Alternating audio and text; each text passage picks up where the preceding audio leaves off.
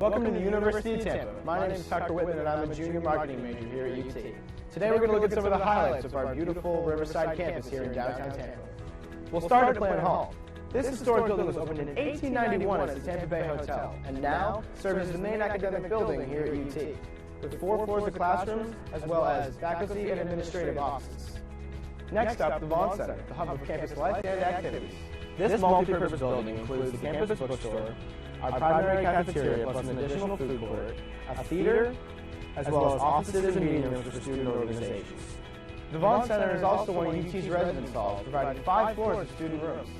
Morsani Hall is another residence hall here at UT. In addition to housing approximately 450 students, this building offers another selection of eateries as well as a small grocery store. Now let's check out the Sykes College of Business. This academic building houses classrooms and faculty offices for UT's undergrad and graduate business students. This building also has a real-time stock trading room. Right next door is the Sykes Chapel for Faith and Baptists. This gorgeous interfaith chapel features a large main hall complete with a massive pipe organ, as well as meditation rooms and meeting rooms. Student healthcare is a major priority for us here at UT. The Dickey Health and Wellness Center is accessible to all students and provides high-quality services including basic medical care, counseling, and wellness programs. On the east side of campus, you'll find the McDonald-Kelsey Library. Here, students can learn from a large collection of books, periodicals, and digital databases. They can also take advantage of our numerous study rooms and computers. The Academic Success Center is another great resource for students. This is your one-stop shop for academic advising, coaching, and tutoring services. Whether you're a seasoned athlete or just want to shoot some hoops, the athletic facilities here at UT are hard to beat. The Bob Martinez Athletic Center includes a large gymnasium, a weight room, and training facilities. In addition, the campus features an aquatic center open year-round, 6 tennis courts, baseball and softball fields, a 1,500-seat stadium, as well as a lacrosse field and intramural complex. Need a break from studying? Head to Fall Theater and catch a play. This 1,000-seat historic theater serves as a home for all major performances made by UT's Department of Speech, Theater and Dance, as well as special guests. This is one of UT's newest facilities, the Innovation and Collaboration Building. Here you will find UT's very own Starbucks. In addition, classrooms, cybersecurity labs, study lounges, and the Loth Entrepreneurship Center designed for student entrepreneurs to launch their startups. Thanks for joining me today. If you enjoyed this video tour of UT, we'd love to give you one in person. For more information or to schedule a campus visit, go to ut.edu.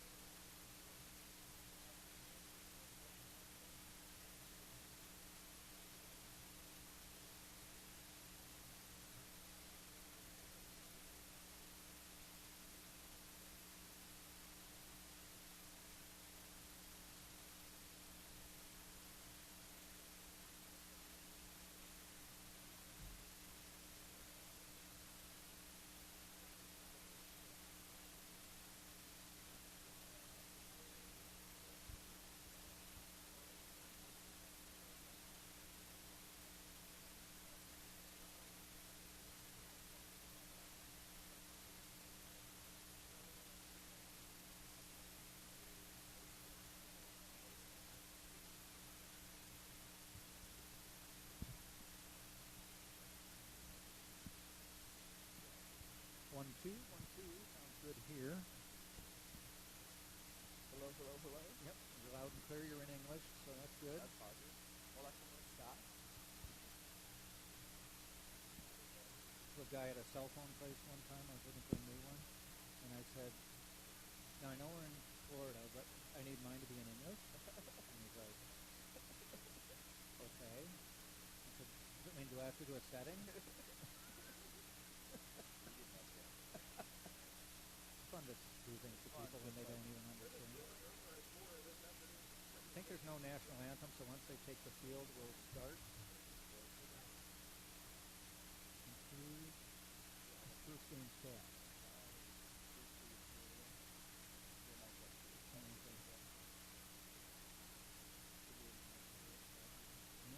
First game lineup. This is second game lineup. Remember that? McDonald's second. This is second game lineup, first game stats. If you want to refer back to. I never am able to get on these double headers like updated season stats, so I just sort of use basic. And if anybody wants to call me and say that it's 321, not 326, fine.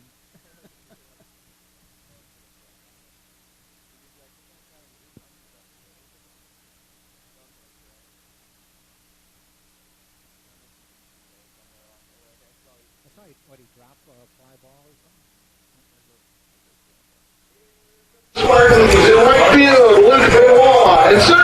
And welcome to University of Tampa Baseball. Jack Ike along with Tate Gebhardt. Game 2 of the doubleheader, Game 3 of the weekend series between the Tampa Spartans and the Florida Tech Panthers. Spartans taking the field for Game 2 as the Spartans won the first game of the day 5-2, won Friday night's game 1-0, so trying to come up with a hat trick sweep of the weekend. Spartans now 4-1 in Sunshine State Conference play, while the Florida Tech Panthers fall to 1-4 in Sunshine State Conference play. The Spartans are now 11-4 on the season, ranked 4th in the NCAA Division II poll. Let's get you the lineups. The Spartans will be starting Michael Paul, and Tate, he's a guy who pitched in the first game in relief, so he's going to get the bump for Game 2 to start. The best, in my opinion, in the Sunshine State Conference, the best double first-name pitcher in all of Sunshine State Conference baseball. So he will be on the mound. We'll get you more info for him, but let's get the lineups for Florida Tech. As lineup is similar, but they've moved a few players around in terms of the positions they're going to play. Leading off will be number 9, and that is Blaze Maris, who will be the DH in this game. He's been the catcher in the first 2 games. He is a senior from Gainesville, Florida. And it's interesting, it's Gainesville, but I don't know if they spelled it wrong or not. If that is, it says Gainesville without the E in Gaines, which is where the University of Florida is. But this has just Gainsville. I believe. So I don't know if there's a difference. I don't know. Or a typo. I've been there once or twice. I couldn't tell you if there's an E or not. There is an E in the Gainesville where the Gators play. Okay. But I don't know if this is a typo or a whole different town. I have no idea. Inquiring minds want to know. If you know, give us a call. It is Blaze Maris batting second. Batting first, I should say. Batting second will be the second baseman. That is Brett Parrish. Batting third's the shortstop, Raul Quintero. Batting fourth is the catcher, Dylan Owens. Batting fifth, the left fielder, and that's Tyler Brown. Batting, and there's the first pitch hit down for a foul ball. We'll get you the Spartans' defense and the battery in a second. Batting seventh, the center fielder, Jacob Newton. Batting eighth, the first baseman is Alec Eldridge. Batting ninth is the third baseman. That is number 37, Brendan Riley. On the mound will be number 43, Joey Hecht. And we'll get more numbers on him as he takes the field. The pitch from Michael Paul. And that hit him in the helmet, I believe. And yeah, they're asking immediately For what'd you get? What'd you get, Tom? I'm going to turn it. Yeah, I'm going to turn it. I would just run commercial. Just go. Yeah.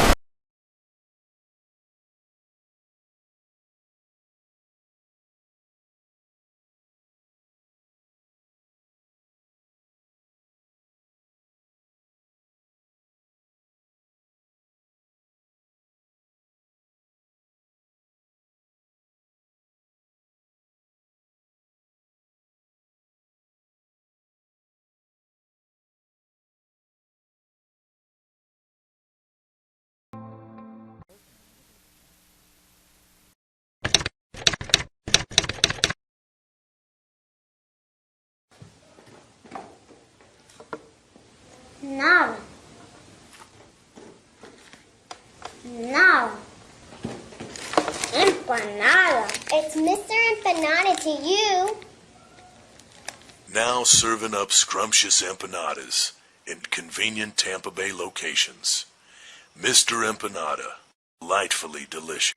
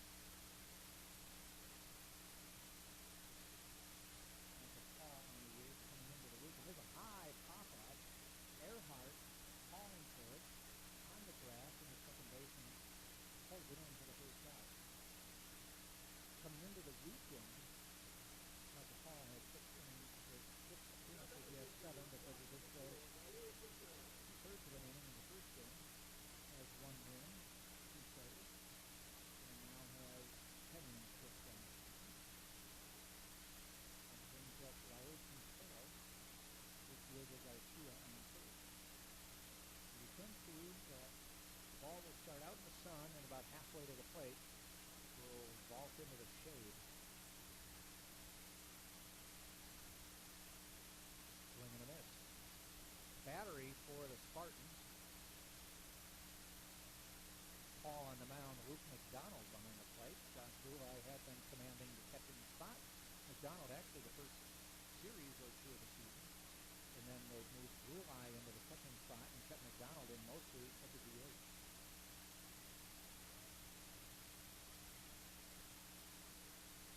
Ball, Flint picks it up, bobbles it, tosses to Earhart, and got the pull.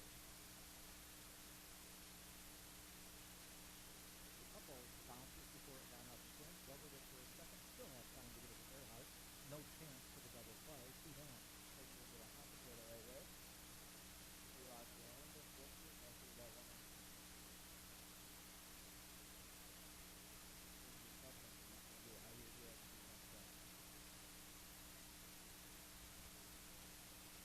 Dylan Owens to the plate.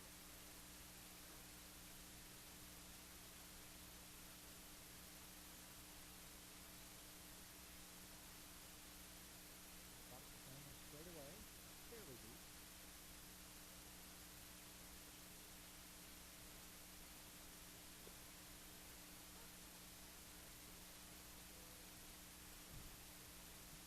First pitch called strike.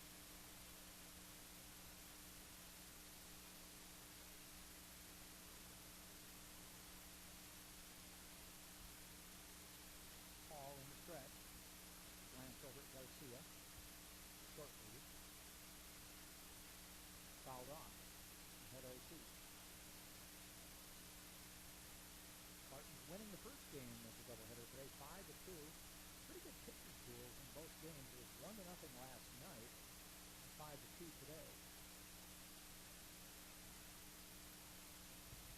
Obviously, no doubt the pitchers are winning the weekend.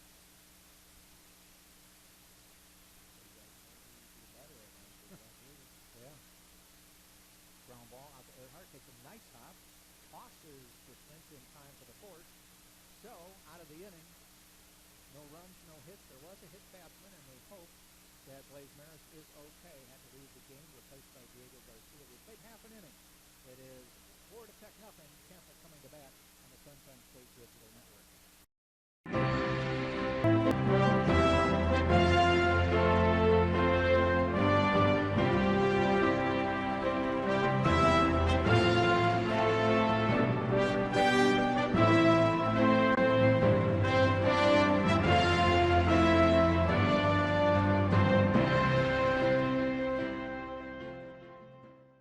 Good luck thing.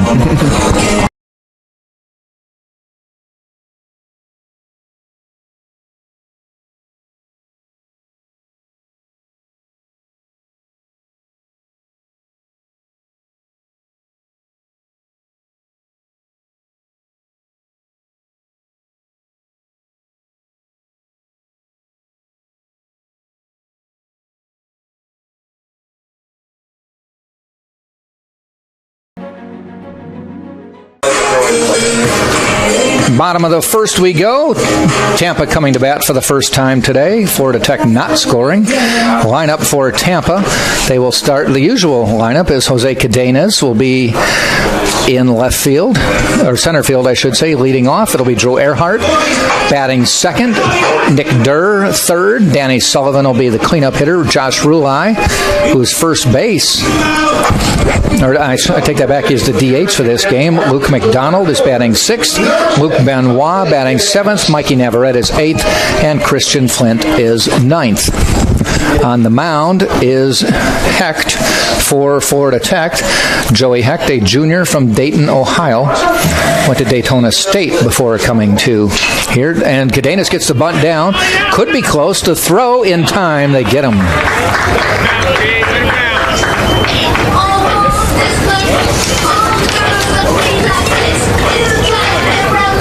The line for Joey Hecht coming into today has an ERA of 6.06. He's 0-2 on the year. This is his fifth appearance and fifth start of the season. No record at this point or an 0-2 record, I should say, but has no shutouts, no saves. 16 and a third innings, 19 hits, 12 runs, 11 earned. Walked 10, struck out 12, given up a couple doubles and a couple home runs on the season. For those watching the broadcast, the awning's covering with the red jerseys. You can kind of see, but we'll do our best to tell you what the pitch is and where it's located. Foul back. Drew Earhart at the plate.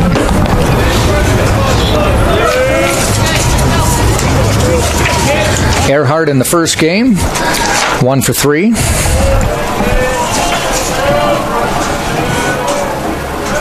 Hitting right about 300 on the season. Pops it up. It's foul. Defensively for Florida Tech, Hecht is on the mound. Dylan Owens behind the plate. Alec Eldridge at first. Rodney Bernard at second. Brendan Riley at third. Raul Quintero is at short. And then it's Tyler Brown, Jacob Newton, and Brett Parrish. Outfield left to right.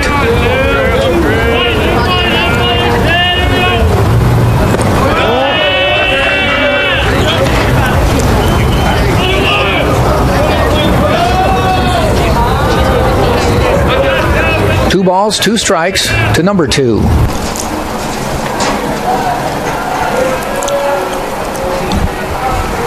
Hecht pitching out of the stretch, even though nobody's on. Earhart grounds it, heading out towards shortstop. Quintero, long throw, and he may have beat it. He does. Now, I think he beat it out, even though the ball bounced away from Eldridge at first. It may be a hit all the way. That shadow seemed to be getting to him. It is a hit. Keep talking about it. I think the shortstop was confused of where the ball was coming, whether it was coming hard or soft. He made a decent play on it, but just Earhart beats the bag. So regardless of whether Eldridge kept it in the mid, it was a base hit. That brings up Nick Durr to the plate. Had a 1-for-2 game. Walked a couple times in the first game. Taps that one foul.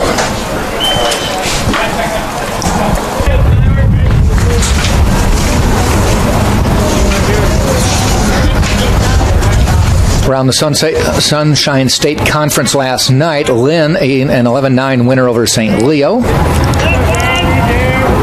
Barry, 13-7 over Florida Southern. Eckerd, a 3-2 winner over Palm Beach Atlantic. There's a swing and a miss. And Embry-Riddle, 3-0 over Nova Southeastern. Rollins played Valdosta State, non-conference, but a regional game. And Valdosta State, a 10-6 winner in that one. Spartans will play Valdosta State later in the season. I believe it's one game here, one game there. Not necessarily back-to-back. Just outside. Most teams are playing doubleheaders today, as we are, though Rollins and Valdosta State playing a single game today will play a single game on Sunday. That game is up in Valdosta. That's just the way this conference decided. A few years ago, they played Friday, Saturday, and Sunday, 3 games in 3 days, and made a decision that they'd rather play a doubleheader and not spend 2 nights on the road. Get it done and get home. Some conferences still play 3 games, 3 days. High inside. It's Sunshine State Conference, right? Yes. Okay. For those not confusing, it's not the Southeastern Conference. No, that's big time D1. 3-2 pitch. Popped up. They should have a play on it. Mile high. Eldridge in foul territory. Fair territory, makes the catch. And just back in time is Earhart. Wow. That was a really weird looking play there because it curved back. He was like, do I go, do I not? If it drops. And oddly enough, I think he just misjudged where it was going to land, because if you look at the flag, it's blowing either straight out to right or a little bit left to right, which would have blown it more foul. But he was foul and then had to dive into fair territory, which caused Earhart to have to get back quickly. Though that might have been an infield fly, no matter what, if it stayed, unless it went foul. That is hit. Sullivan, that's pretty high, though. And Parrish waits and makes the catch to end the inning. Just a long, loud fly ball to end the inning. So the Spartans do get a hit, but leave them on first. And we've played 1 full, and it's no score. Tampa and Florida Tech.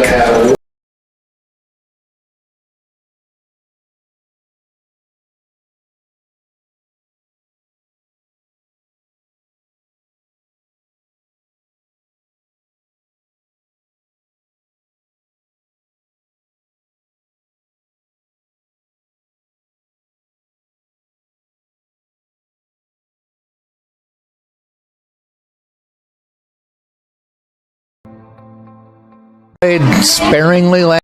Being a champion takes more than talent, more than the perfect pass, more than using your head. Being a champion takes the spirit to always push harder, the ability to overcome any hurdle, and the fire to be the best. Welcome to Division 2, where the pursuit is yours to create. And the question isn't, can you do it? It's, will you?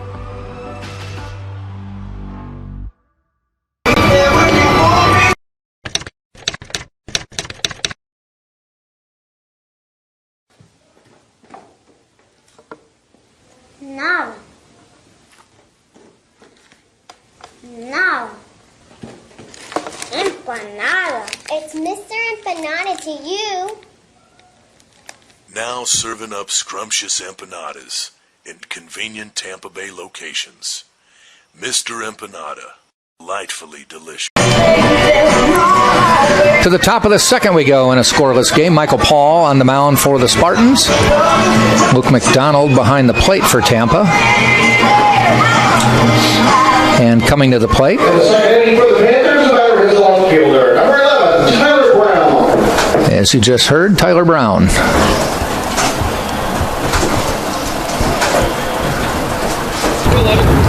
Brown came in as a pinch hitter partway through the first game, was 0 for 2. Looks at a ball here. Michael Paul on the mound for the Spartans. Lofts one into right field, bounces for a base hit in front of Benoit. I think I said Michael Paul pitched in the first game. It was Jordan Leisure who pitched in the first game. Paul has been a relief that brings pitcher. up the second baseman, number 27, Rodney Bernard. As you said in the first game, the umpires switched. Yes. Last game, they were calling the outside corner a lot. He doesn't. He hasn't seemed to be calling the outside as much. You may see a different look.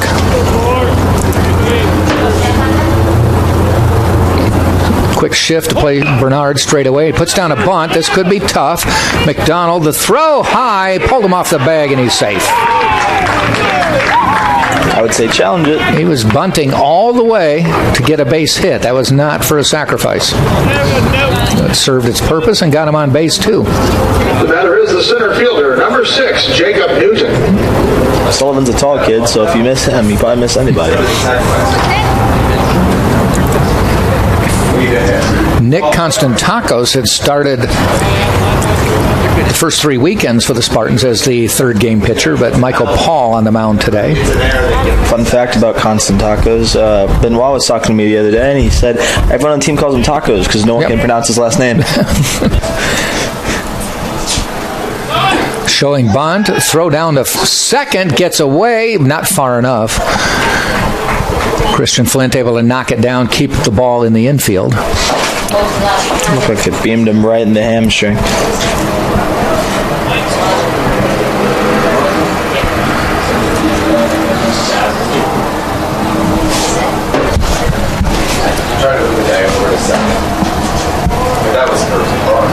Paul in the stretch, the 1-0 pitch.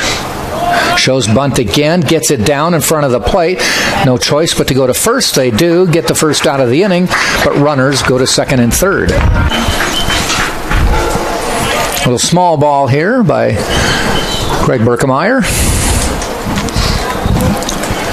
Runs have been hard to come by for Florida Tech this weekend. Shut out yesterday and lost 5-2 in the first game. A couple one-run innings for their 2 runs. This team's not a big power team, as they only have 2 home runs on the year. Alec Eldridge to the plate, the number 8 hitter. Swing and a miss. Eldridge 0 for 4 first game today.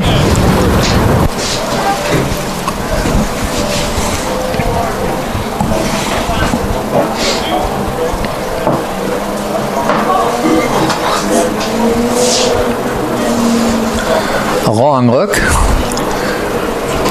Short leads by the base runners. 0-1.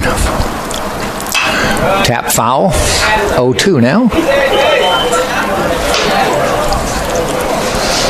After this game, the Spartans will play Monday, 3 o'clock right here against Seton Hill, coming down for a non-conference, an early week matchup.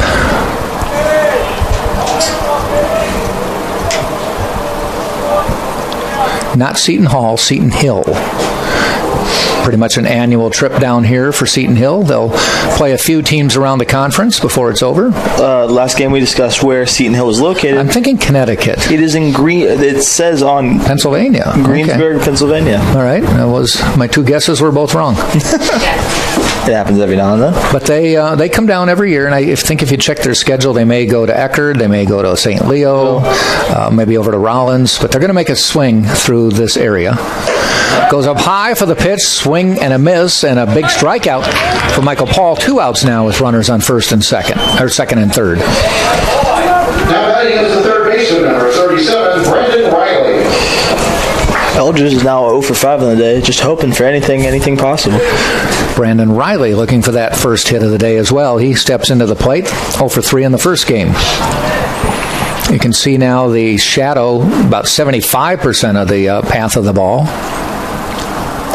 Nice curve ball for a strike. I think it's probably, I don't think it's great, but I think it's worse what we're seeing is what compared to what the batter is seeing.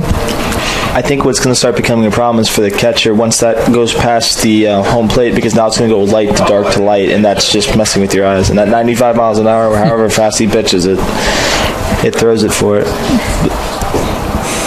Nice pitch, swing and a miss, strike 2. Paul trying to get out of a little bit of a jam here in the top of the second.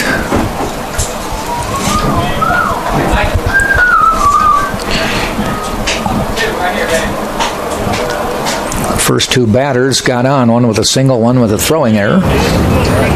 The pitch, high. McDonald had to come out of the crouch to catch that one. Take it downhill. Good shot there. Paul tries to get out of here without having a 20-pitch inning. It's 15 pitches so far.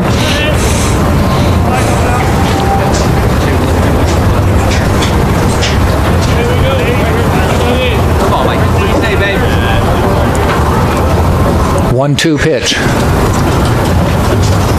Swing and a miss, does get out of the inning with a big strikeout, so they strand 2.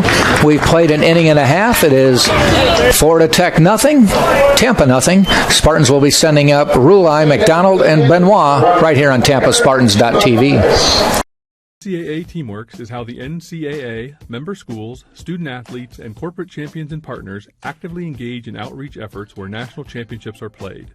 Through initiatives such as NCAA Community 101 service learning projects, disaster relief efforts, youth clinics, backpack and school supply donations, and support of the Special Olympics and the Make-A-Wish Foundation, the NCAA and its partners work together to leave a lasting legacy in the community. For more information on NCAA Teamworks, go to ncaa.com/. Before the house, before the office, the late nights and new bosses. Before the last hugs, the wins and the losses. Before building the team, before building yourself, the rise and grinds, all day, every days. Before the letter, before the dream, there was a kid who loved to play. If you have the talent and dedication to succeed in school and in sports, we'll provide the opportunity. We're more than just $7.99 large two-topping pizza delivered. Hey, is this it? We're an end zone dance at your doorstep. No one out-pizzas the Hut. Josh Rulai stepping to the plate for the Spartans. He's the DH in today's game, second game. He's been behind the plate the last few weekends. He'll be followed by Luke McDonald and Luke Benoit, the 5, 6, 7 hitters. No score, bottom of the second. Joey Hecht on the mound for Florida Tech. First pitch, call strike. Hecht, a lefty, does not look like he has overpowering speed. So we'll assume he can move the ball around a little bit and locate it and get some movement on his pitches. Fouled back. Sometimes stuff like that works out, Jack. I mean, some people nowadays, everyone thinks with velocity, but you can locate. Greg Maddox had a great career out of not overpowering anybody.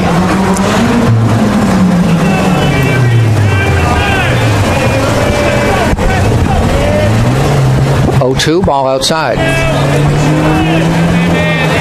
Sometimes all that needs to screw up a whole lineup is a little bit of change of speed. Yep. You go from 90 to 60, sometimes 60 might be the one that kills you.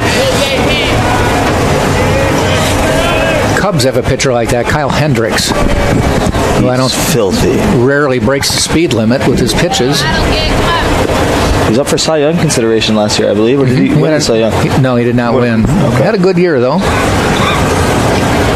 whilst many of the Cubs did not. 1 ball, 2 strikes. Hecht, the lefty sets. Fouled back again. Stays 1-2. Fairly decent crowd here for game 2. Most of them broke out what they consider a winter jacket. For Florida, anyway. There's beanies all around. Yeah. See what the game time temp is here. Ball in the dirt. Drop third strike. The throw in time, and Rulai is down. I mean, don't feel sorry for anybody because it's 63 degrees, but people are in the shade saying it's kind of cold. The wind is north-northwest at 8, so it's blowing a cold breeze in. Last weekend, though, on a Friday night, game time temp was 53 to start. Got down to about 45, and they said the wind chill was 42. That was chilly. It's cold.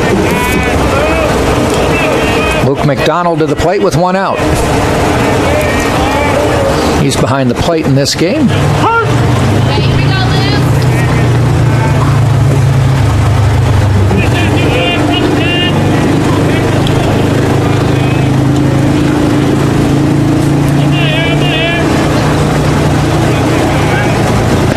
Ball high. You've got that situation, Tate, that you brought up. Sun, shadow, sun. Pitcher starts in the sun, though by the time he throws it might be in the shade with his stride toward home. But then just the last split second, it's in the sunlight when the catcher's waiting. Swing and a miss. That's why if for a lefty, he's going to throw outside. If he throws outside, it's going to chase down from the sunlight, and it's going to be next to impossible to see. As the right fielder is just completely shaded as of right now.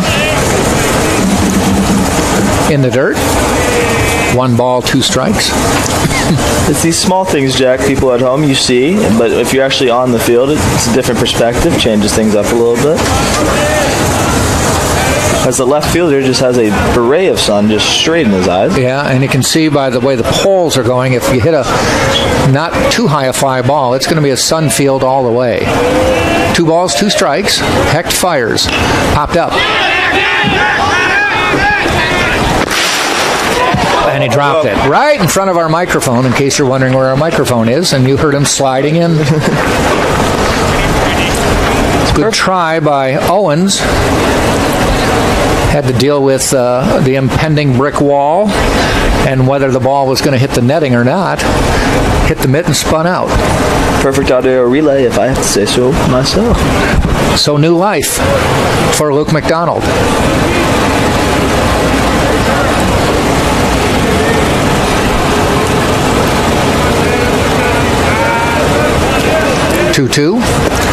And that ends the at-bat for McDonald. So doesn't take advantage of the new life. Goes down swinging. 2 outs now. Now batting is the right fielder. Striding up to the plate is Luke Benoit. He was 1 for 4 in the first game.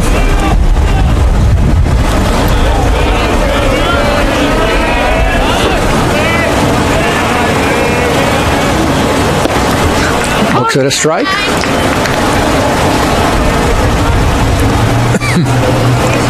Women's softball team won its first game earlier, 5-0 over Eckerd. Women's basketball team beat Lynn on the road to wrap up the regular season at 19-1. There's one lofted out into right field. Parrish comes over, makes the running catch to end the inning. So Brett Parrish has been very busy out in right field the first couple games of this series. But the Spartans go down 1-2-3, and we played 2 full innings. No score at Tampa and Florida Tech.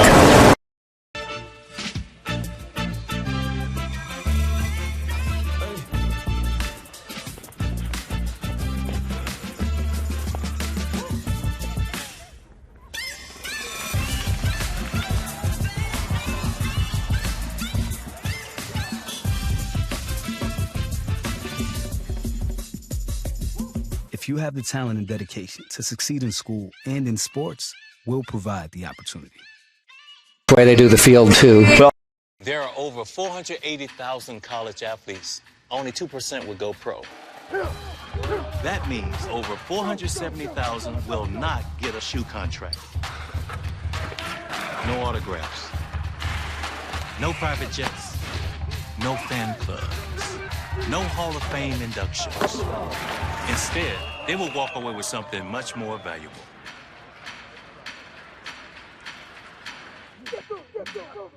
Usually green. So they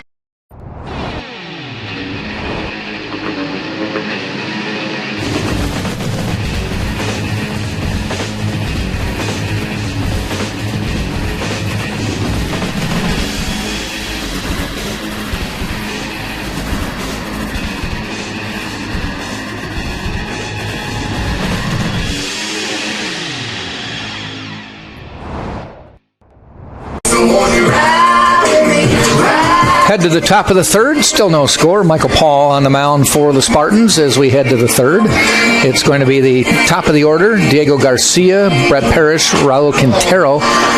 Garcia batting for the first time today because he came in after Blaze Maris was hitting the helmet on one of the first pitches of the game, and he went down for the count, eventually got up and walked off, but left the game. Garcia ran for him at first. Now his first at bat. First pitch is a called strike. Looks like a changeup there.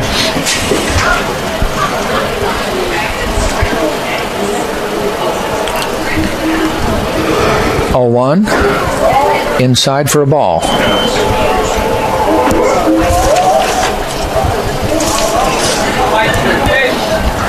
Garcia played yesterday, did not play in the first game today. Ground ball out near Earhart. Slow roller, hustles the throw in time to Sullivan for the easy out.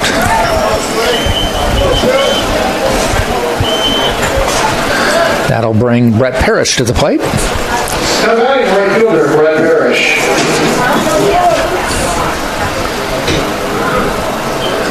Parrish popped up to Earhart at second. His first at bat. Earhart caught it a couple feet on the grass. That wind's dying down out in right field there. As a lefty is nice up the bat. Curveball for a strike.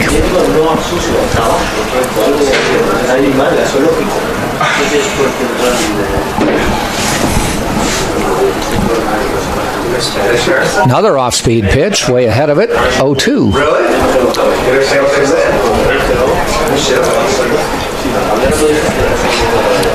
See, Jack, did you see Tim Tebow?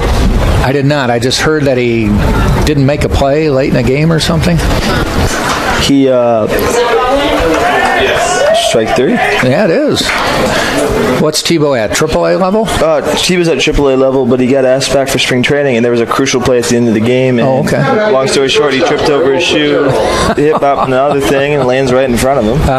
He did get that one home run, though, against some major league relievers, so I guess he's got that going for him.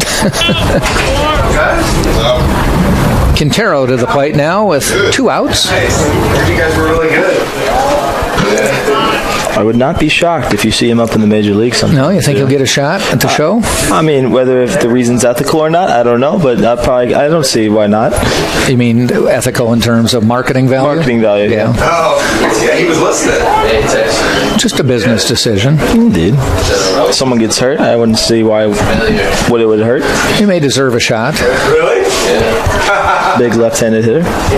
I know he played down here in the Florida State League for a while when he first started. He did. Fun fact about him, since his whole return to baseball, he had not played since he was a 17-year-old on his junior high school baseball team. One way or another, he's got to respect it. 2-1. Just missing. 3-1.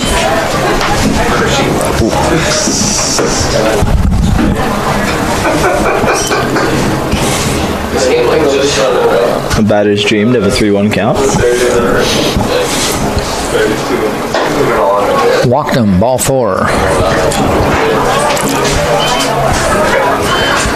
There's been a few players who have been able to play 2 sports simultaneously, even. Deion Sanders is one. You got Bo Jackson. Probably the best one to do it, in my mind. Yep. He talked a little bit. Kyler Murray, which a lot of people don't talk about much anymore, but the quarterback for the Cardinals, actually, I believe, is better at baseball. First person in recent memory, has been drafted in the first round of each MLB and NFL drafts, as he was an outfielder for Oklahoma. Ball fouled.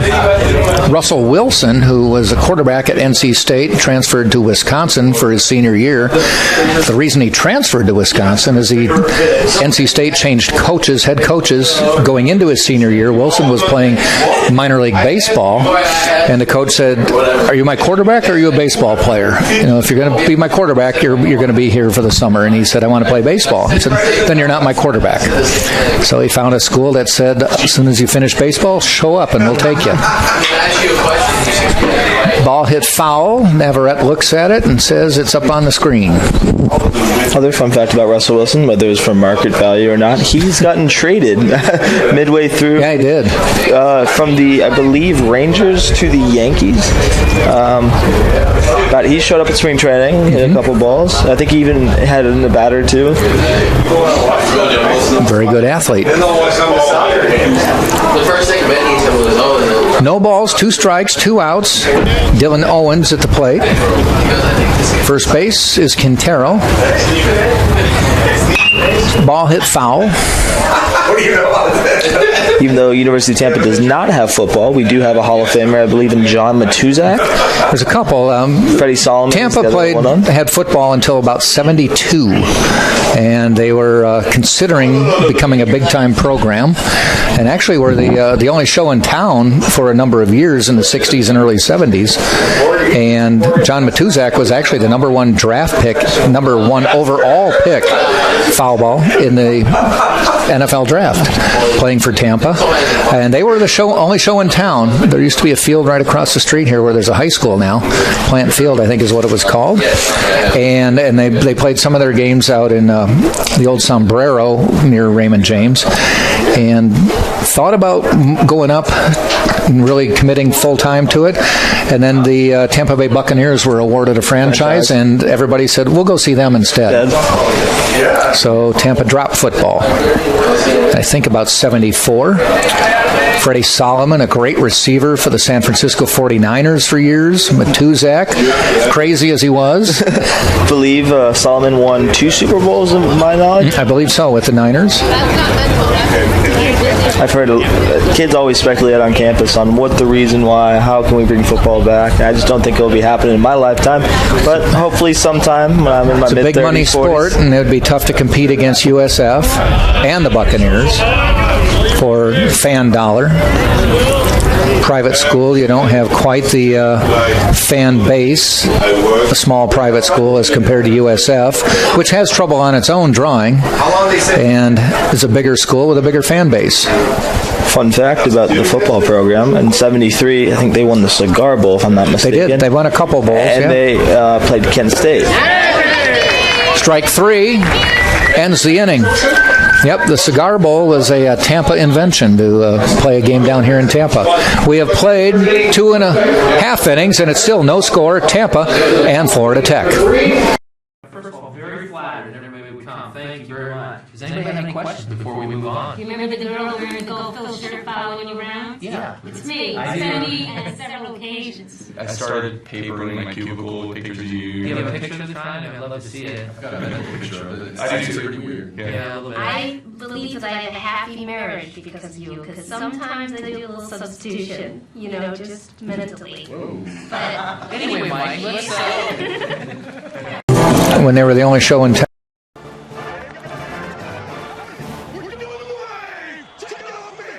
For 42 minutes, he's been trying to bring an entire stadium to its feet.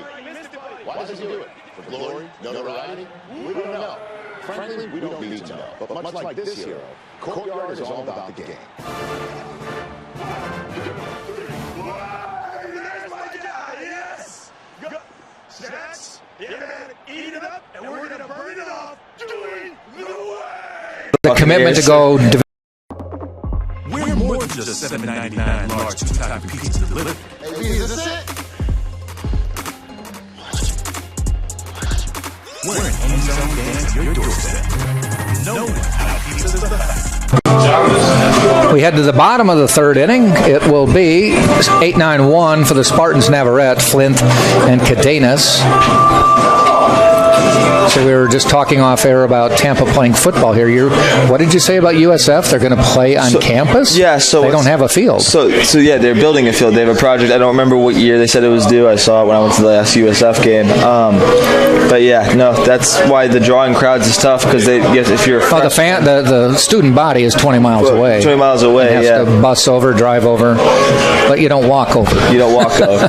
If we ever were to decide to do it, it would be tough off the ground. We already have a field. Is my my thing. And if it's on campus, you could grow a fairly decent crowd. Well, you'd have to decide how big a stadium you would need. You need I believe NCAA says you have to have about 35,000 minimum to start. First pitch to Navarrete, called strike. I think if we ever eventually got a football team, it would eventually help all the other sports because people would be like, oh, there's football. Well, we got this. Because our baseball program has 8 championships, and it's a fairly decent crowd, but as many as there could be. It's a big expense, even at a D2 level. Ball low in the dirt. But the fun fact I was going to mention, we beat Coach Nick Saban when he played at Kent State in '73 in the Cigar Bowl. So technically we beat Alabama. Might be a little bit of a stretch, but I'll take it. A little bit. No, the rubber band broke on that one. 1 ball, 2 strikes to Navarrete. He was 2 for 4 in the first game. Couple timely singles. Extra innings. Shit, I don't think for the interest. Realistically, just because I'm here the whole time. Hecht fires. Navarrete lofts one into left field. Running over, though, is Brown, and he makes the catch. That will bring Christian Flint to the plate. He was 0 for 3 in Game 1. Solid shortstop for the Spartans. Now batting the shortstop, number 20, Christian Flint. Flint from... Got the wrong sheet there.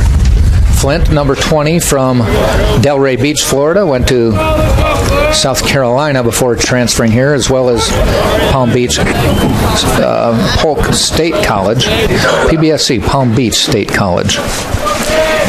He's moved around a few times before ending up in Tampa. Not an unconventional route, considering how some of the players get here. Fouled off. Typically, each year to start the season, the Spartans may have, say, 10 to 12 new players. You'll see 4 freshmen, and then of the 8 who are coming in with previous experience, 4 JUCO transfers and 4 D1 transfers looking to move down to D2 and get some playing time.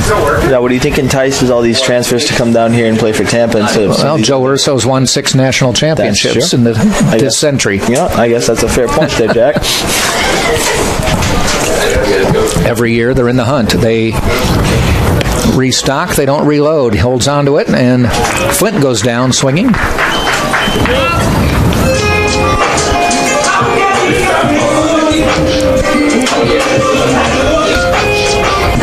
I know people have asked in the past, why do they get so many junior college transfers? Well, first off, at the end of their 2 years at JUCO, they have to go somewhere. But a lot of players like to go the JUCO route if they think they have pro potential.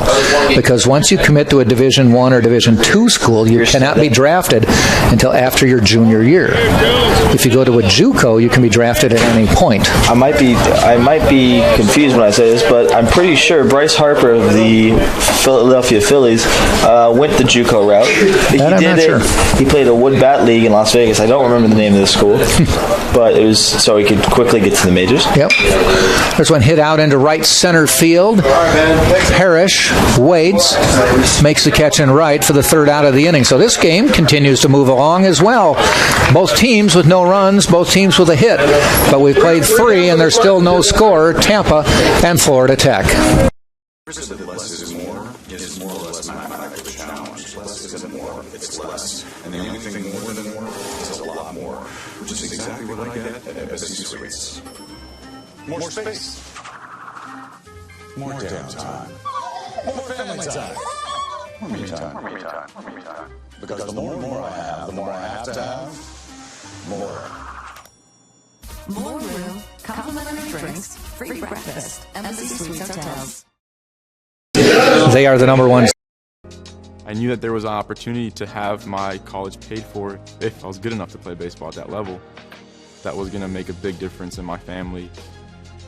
D2 baseball gave me an opportunity to play at a high level and to get an education that's going to be valuable for me throughout the rest of my life. I chose to take my experience of being a student athlete and pursue that within my career and to get a master's degree.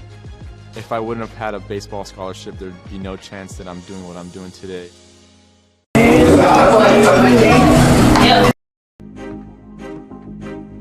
Before the house, before the office, the late nights and new bosses. Before the last hugs, the wins and the losses. Before building the team, before building yourself. The rise and grinds, all day, every days. Before the letter, before the dream, there was a kid who loved to play. If you have the talent and dedication to succeed in school and in sports, we'll provide the opportunity.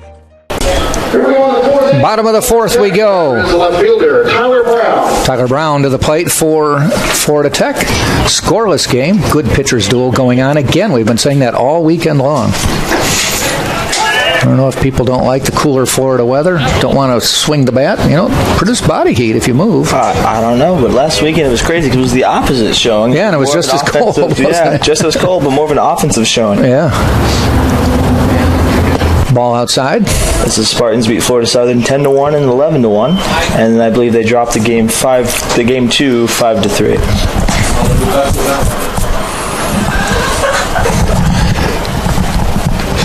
1-1 pitch from Michael Paul. Fouled off.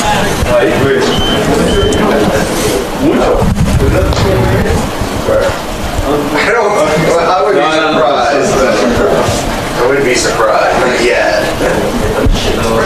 Wishful thinking. 1 ball, 2 strikes. 164.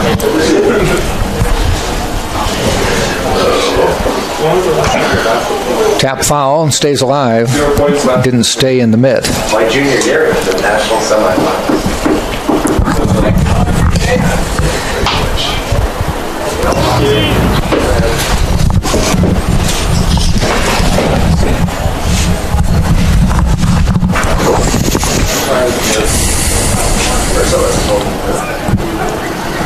Paul with the long look, standing in the shade.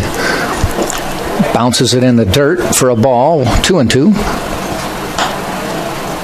Remember Mira last year? Says Bryce Harper graduated from high school early so that he could attend the College of Southern Nevada, where he won the 2010 Golden Spikes Award. Ground ball, Navarrete picks it up, throws across to Sullivan in time for the out. Mikey Navarrete being a carpet sweeper out there at third base. Now batting the second baseman, Rodney Bernard.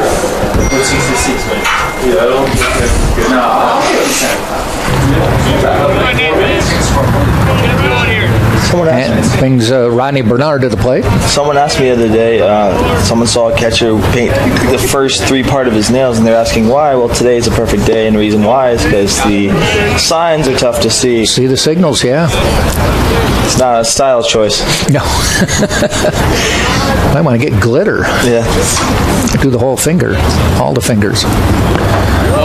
Swing and a miss. Ball was a little bit low. 1-1 with 1 out.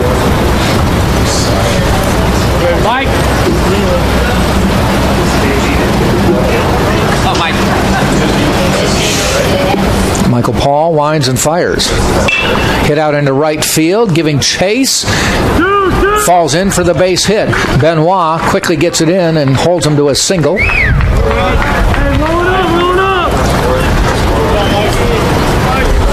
That may be, for this weekend, the toughest play Benoit has had. He hasn't had a lot of action out there in right field. Brings Jacob Newton to the plate. Second hit of the day for Florida Tech. Spartans try ending on a double play, so they're in double play depth.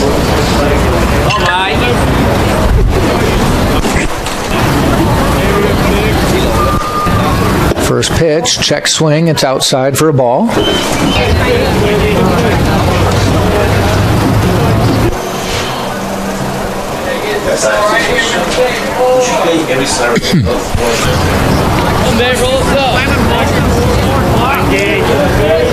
Paul in the stretch, takes a look. Fouled off. That one heads up if you're a... No, came back. Tell you what, do you have to, that one, you can't see it on our screen, but that one hit the back, the fence around the field came back, and you really have to have heads up because that came back where the fans were sitting. Missed the fan and just missed them by inches. That's actually Joe Urso's wife down there. All bundled up. And the pitch. Ball. That's the one weird thing about the way this netting is you really have to have heads up even if you think the ball has been hit over your head and well beyond you. Speaking of the Ursos, though, Urso family out in full force. You have Mrs. Urso, you got Joe Urso coaching, and then J.D. Urso. J.D., freshman. Yeah. Freshman, second baseman, shortstop, third baseman. I think he's played them all. Runner goes. Try to protect the runner. The throw, a little bit high. Was meant for Christian Flint, but Drew Earhart made the catch to keep it from going into the outfield. Stolen base for Bernard. He's in scoring position with one out and a 3-1 count. Newton was swinging. That ball was high. It's 2-2 count now. That ball was way high, but he was just trying to protect the batter. Hey, focus down. Go. So it'll be a 2-2 count.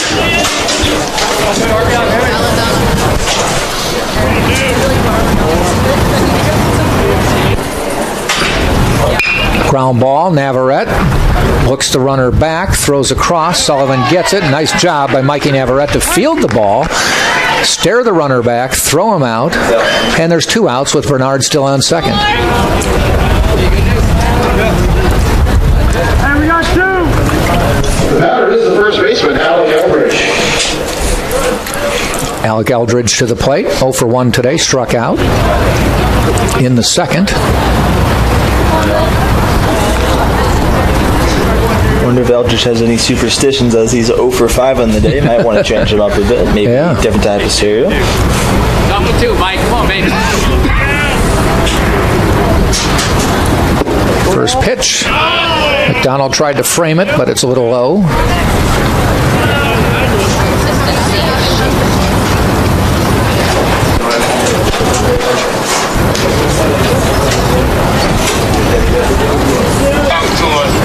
Bernard with the lead off of second. Spartans don't hold him on, but stepping out is Eldridge.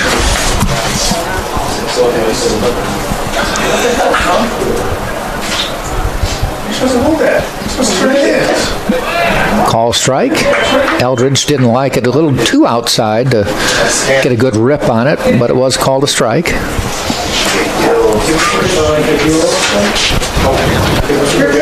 PJ Diet behind the plate. Trey Bauer out in the field. They reversed those roles in the first game.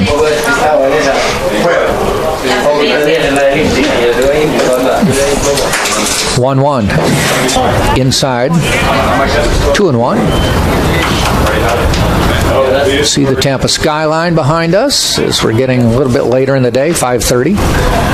Not a cloud in the sky again. It was cloudless to start, then a few wispy ones came through, and now it's cloudless again.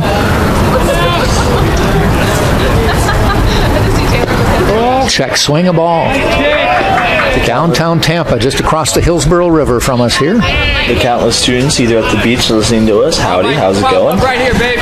How many do you think there are doing that? A fair amount. The Sunset's a pretty big outtake for us students. We go order a pizza, go to the beach. All right. Maybe listen to some baseball. And, okay. Yeah, just relax. There we go. 3-1 pitch coming up.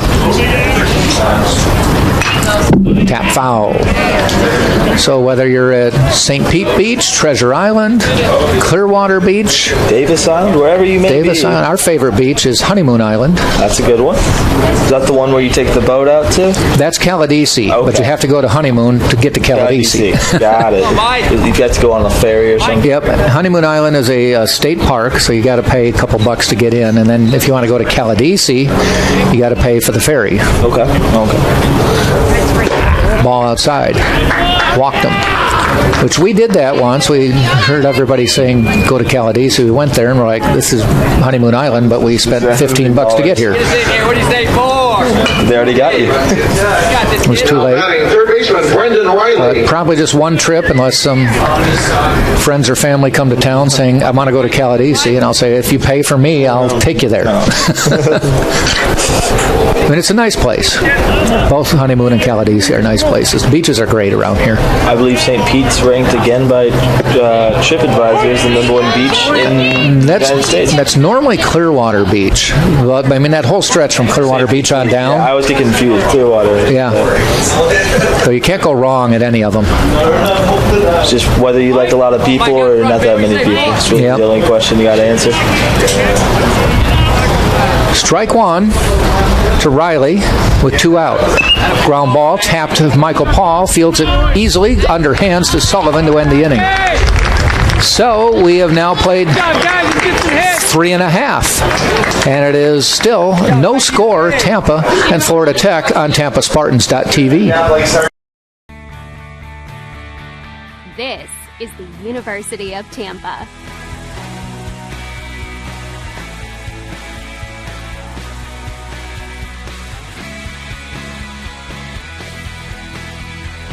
Explore your dreams. Discover your talents. Get ready to invent, innovate, and be a leader. This is the University of Tampa. East. Get the best seats.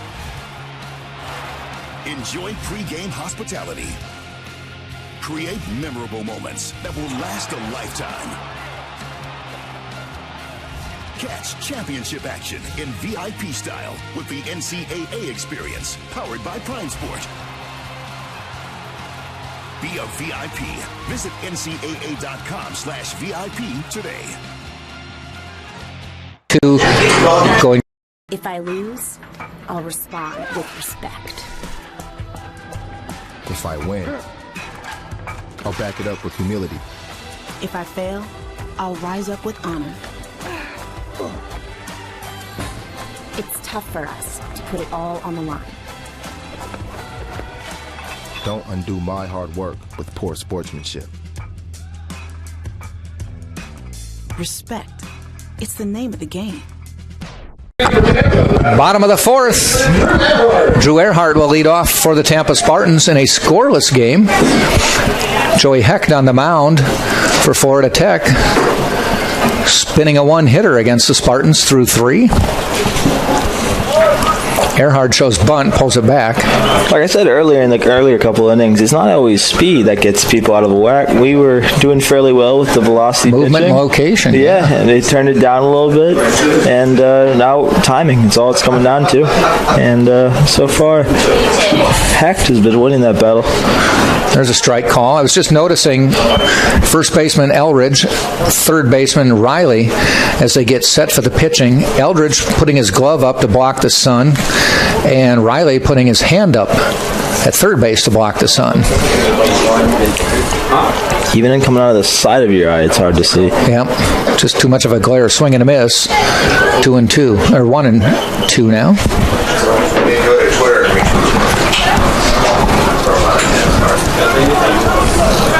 Don't know if there's any rules on which direction baseball parks have to be set up.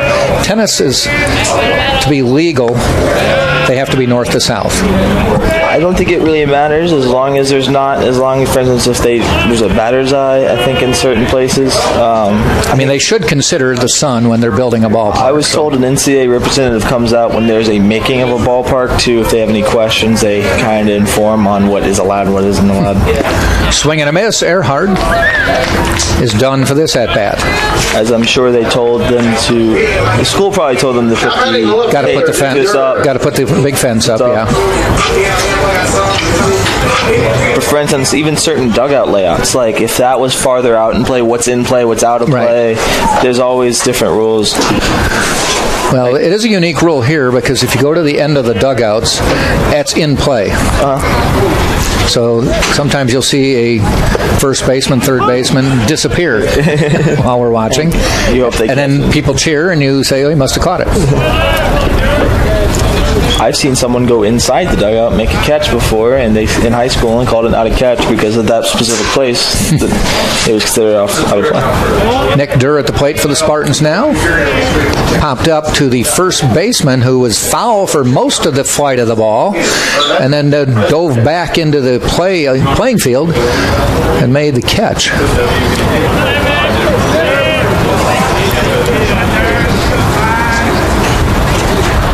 Durr pops that one up. This one's heading out to center field, though, where Newton waits and makes the catch. 2 outs. I think one of the worst ballparks that no longer exists was Candlestick Park in San Francisco.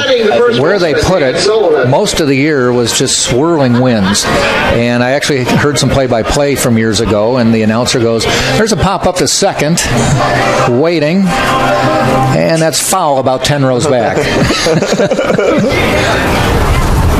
One of my favorite parks would be Polo Grounds, which I don't know when that ended, but I think in the 50s probably.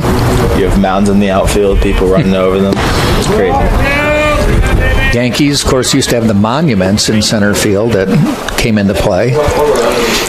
Forbes Field in Pittsburgh used to be like 440 to straightaway center. In the Negro Leagues, the Atlanta team, I can't remember the stadium, they had a tree in just dead center, and people would run in, making diving catches, and just run straight into a tree. Wow. Kind of like Houston's ballpark has a little elevation in center field. They actually moved. I believe they got rid of it. They get rid of it? Yeah. I would have complained. That's just too unnatural. Jim Edmonds, I believe, made that beautiful catch. I don't know how many years ago, going up the thing backwards over. Yeah. 1 ball, 2 strikes. That is hit by Sullivan, but going deep and making the catch straight away center field to Newton to retire the side, and also Danny Sullivan. So we have now played 4, and we still have no score between Florida Tech and the University of Tampa. Looking for tickets to an upcoming NCAA championship? Did you purchase tickets and can no longer attend? Buy or sell your tickets with other fans at the NCAA Ticket Exchange, powered by Prime Sport. Every transaction is secure and 100% guaranteed. Visit ncaa.com/exchange today.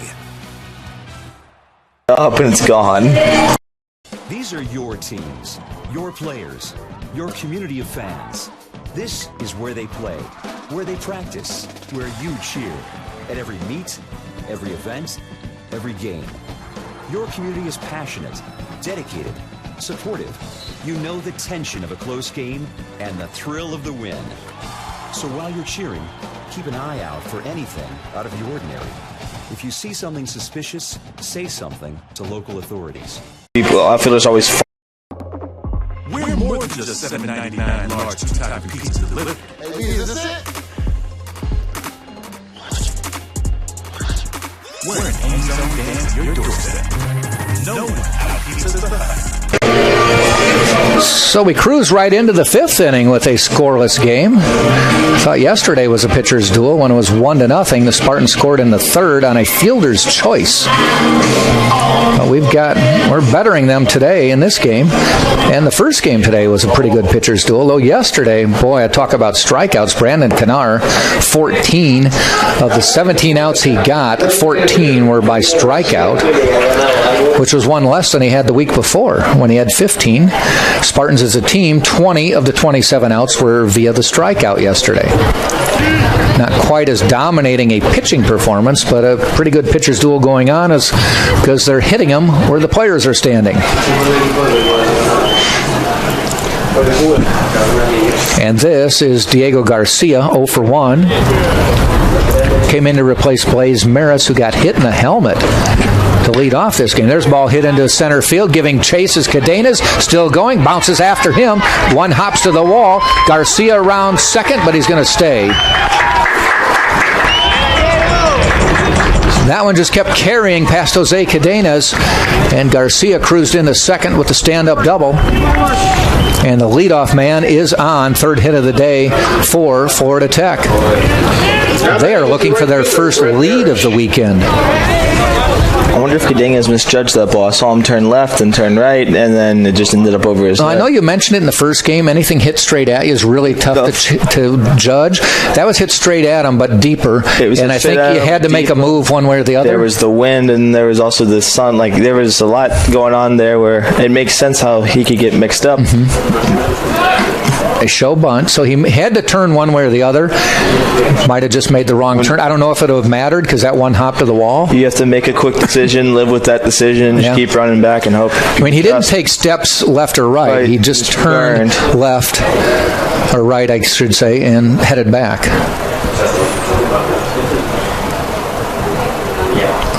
Again, showing bunt. They called him a strike on that one. That one, I guess he didn't pull the bat away. This is Brett Parrish. 0 for 2 so far in this game. He's Florida Tech's home run leader on the year with, I believe, 2. With 2. Of the 2 they've hit this year. Of the 2 they hit this year. 2 more than both of us. They're a small ball team, no doubt. Parrish came into the weekend a 302 hitter. I would think has fallen below that. I think pretty much everybody maybe has dropped in their batting average after this weekend for both sides. No one wins offensively after this weekend. I mentioned Spartans came into yesterday's game with a 299 batting average. They ended yesterday's game with a 293 team average. I don't think they hit 300 in the first game today. They did have 7 hits. Popped up. Earhart looking. Flint looking. They're still both looking. And Flint makes the catch running away. Those are the dangerous ones because you got a center fielder coming in, you got a shortstop, you got a second baseman. That would be the center fielder's ball, so if he called him off. And if he didn't, though. So that's the importance of communication. Cadenas was there, but I don't know if he saw it well enough to call him off, and maybe Flint called it. But typically, your center fielder is your captain. If he wants it, you got to bail. Nobody did. And Cadenas didn't look like he was in a position to make the catch. So 1 out and a man on second. And Quintero to the plate. Catches the corner for a strike. Michael Paul throwing here in the 5th inning for the Spartans. They do have action, a lefty throwing in the bullpen, down in the Tampa bullpen.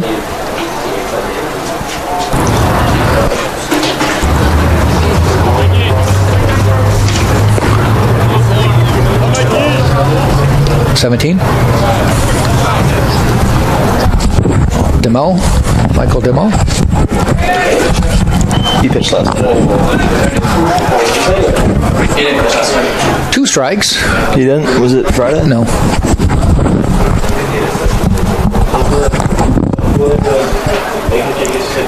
McDonald checks the wristband, gets the sign, flashes it out to Paul.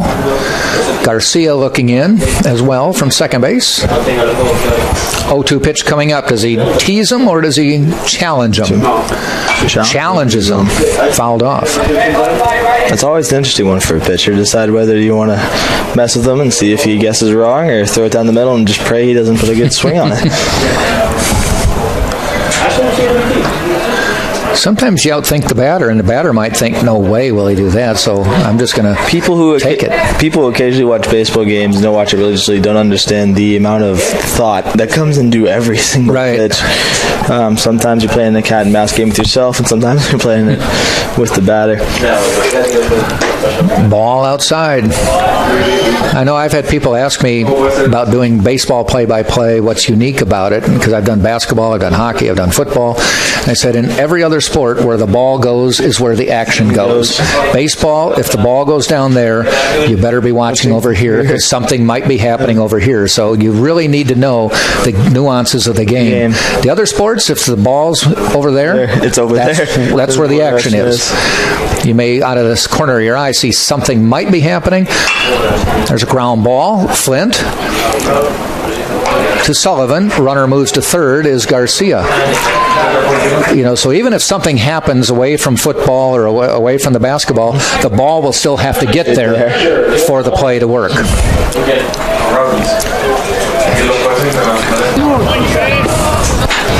Looks like potentially some members of the Spartans softball team coming over, so we'll see if we can see how they did in their second game of the doubleheader against Eckerd. Dylan Owens to the plate now for Florida Tech. UT Tennis won 4-3 against Valdosta State today. I believe it was the women tennis team. See, the men's basketball team lost at Lynn. Their season is over. Not going to make the conference tournament. But, as we mentioned, the women first place in the conference and will be hosting a first-round game Tuesday night at 7 here at the Martinez Center. Opponent may have been determined, but I haven't seen it. Last I saw, the way things were aligning, it was going to be Lynn again, the team the Spartans beat earlier this afternoon. Jack, I got to ask you, is the men's basketball team going to get better anytime soon, or is it just growing and we're in the beginning process of something hopefully really good? No, they had so many injuries this year. There wasn't one player who didn't miss some time during the season.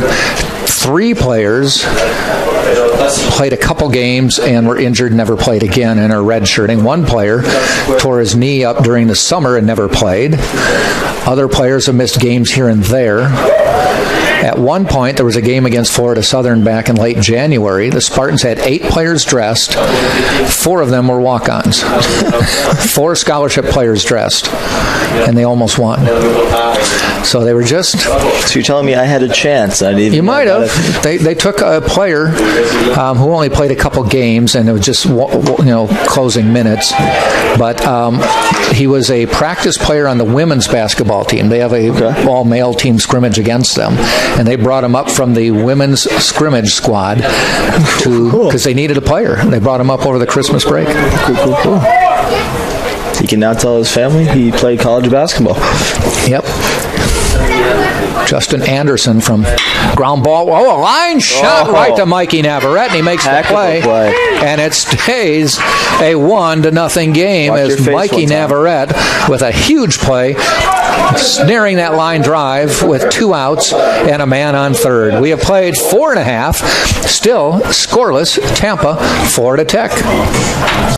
NCAA Teamworks is how the NCAA, member schools, student athletes, and corporate champions and partners actively engage in outreach efforts where national championships are played. Through initiatives such as NCAA Community 101 service learning projects, disaster relief efforts, youth clinics, backpack and school supply donations, and support of the Special Olympics and the Make-A-Wish Foundation, the NCAA and its partners work together to leave a lasting legacy in the community.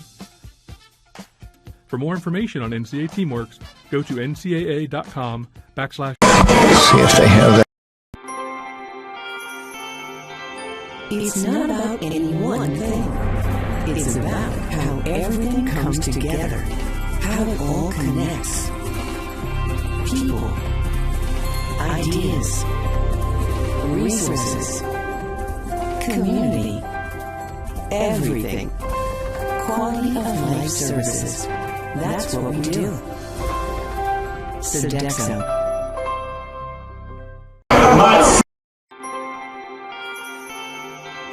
It's not about any one thing.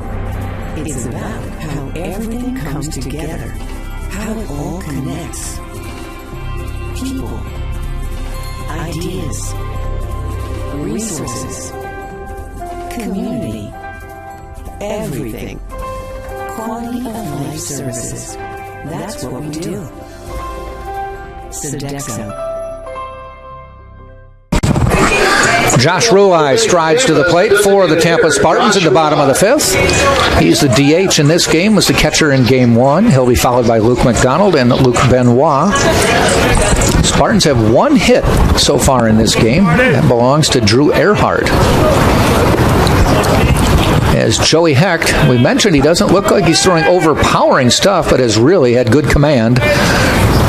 Just 1 hit the Spartans today.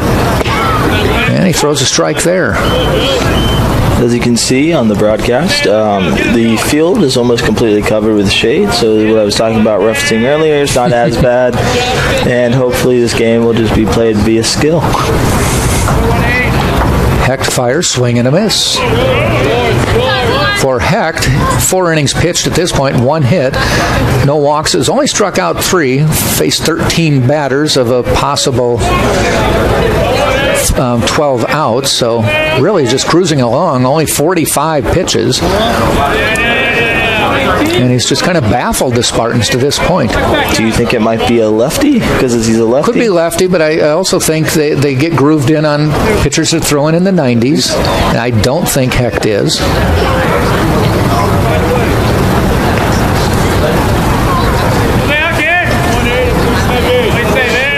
I don't think he doesn't have an unusual delivery or anything. Sometimes the simplest one's the hardest one to hit. I mean, if you hit your spots and you have some movement and you throw it relatively hard, that's just as effective as throwing 95 down the middle of the plate. Even more effective. 2-2 pitch. Shot down third base line. That's going to go in for a base hit. Rulai rounds first. Falls. Sniper? Was going to head to second, but he did a digger after he rounded the base. There must be a sniper on top of Morsani Hall because he ate it, did a little belly dive, tried to do the worm, got back up, and has a base hit. Fortunately, he wasn't far enough around first base to get caught in no man's land. Nice job by Brown out in left field to track that ball down quickly and get it back in. Our on-field cam has some of the fans laughing. He can also tell his friends he played today because of the dirt on every part of his body. Brings Luke McDonald to the plate, so just the second hit for the Spartans, but it's a leadoff base hit. Now, in the past, Joe will bunt him over, but this is Luke McDonald. He did not do that in the first game with this same situation. They play in, he's showing bunt, swings away. Tried to do a slash right there. Brendan Riley wasn't more than about 40 feet away, so that's like, Coach, you want me to charge? The way this game is going, it wouldn't hurt to get him to second with one out. Shows bunt again, pulls it back. It is 1-1.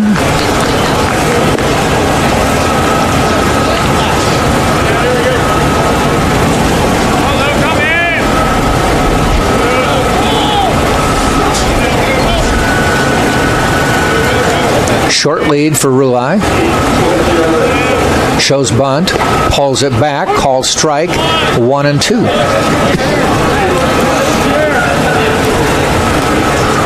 Women's softball team swept Eckerd in the doubleheader today and also took the game last night, so take the 3-game series, 3 games to none. They're off and running. Good start to this season.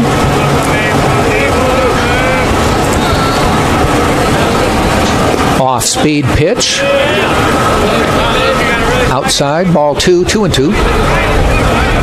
It's funny, down here in Florida, 63, and everyone's got 3 coats on, a hoodie. Thought it was a wind chill index below 0. How are you feeling being from Wisconsin? I'm fine. If we had a day like this and throw down to first, back, day like this on the last day of February, we'd be out washing our cars in the driveway, maybe wearing flip-flops, maybe barefoot. But it would certainly be a glorious day to be outside, ride the bike.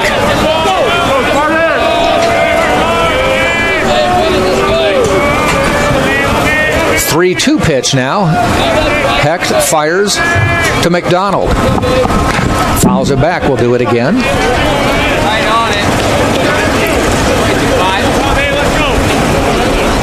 Yeah, they say Wisconsin summer is the 2 weeks there's no ice on the lakes.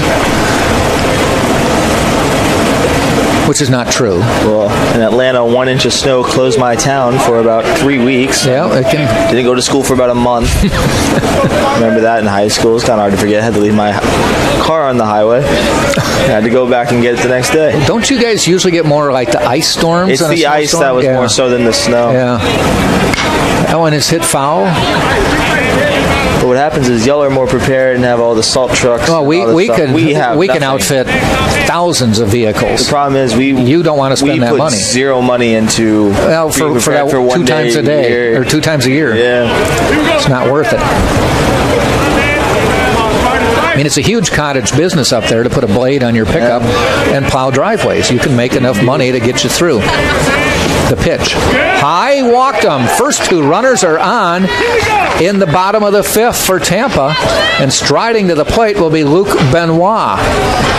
The batter is the right fielder. Fun story about that. Chipper Jones, when Freddie Freeman was on the team, he was stuck in a snowstorm and Chipper got on his ATV, drove, picked him up, and brought him home. And I think they had a bobblehead day where Chipper was on it, and then Freddie was on it on the thing. Trip to the mound. There's nobody warming up, so this will not pull. It looks like the pitcher. It looks like there might be a righty getting up now. This is just a courtesy visit. Talk him down a little bit, get some time for the bullpen to get going. Tampa looks like they might have a guy thinking about warming up here.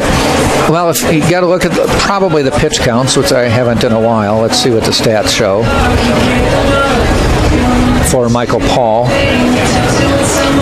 75 pitches in, so he's not that far. Nelson was at 116 today. Might be someone on the bench. Sometimes people just warm up just to be active in it.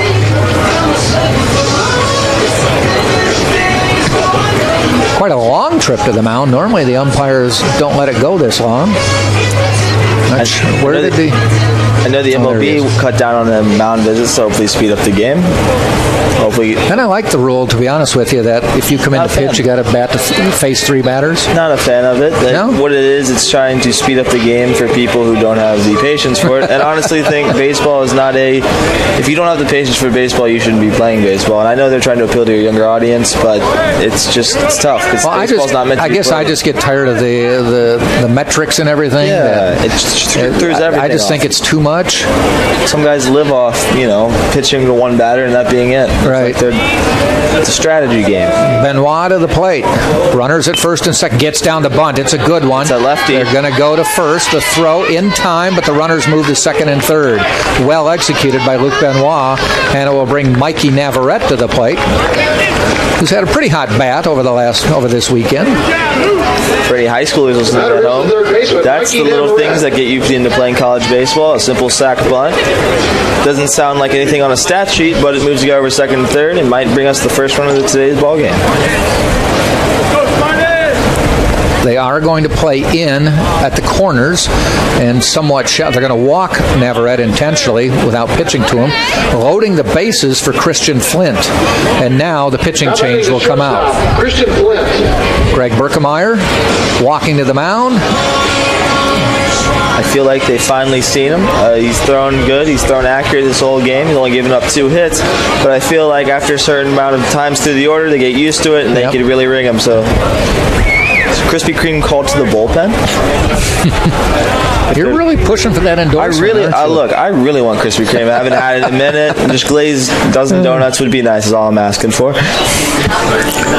Just a dozen per game or something? Just a dozen my lifetime would be nice. We're going to have the pitching change. We'll get you to whoever's coming in. I can't see the number yet, but we'll step out while he warms up and be right back. No score, Tampa and Florida Tech. Bases loaded with Spartans here with nobody out in the fifth on TampaSpartans.tv.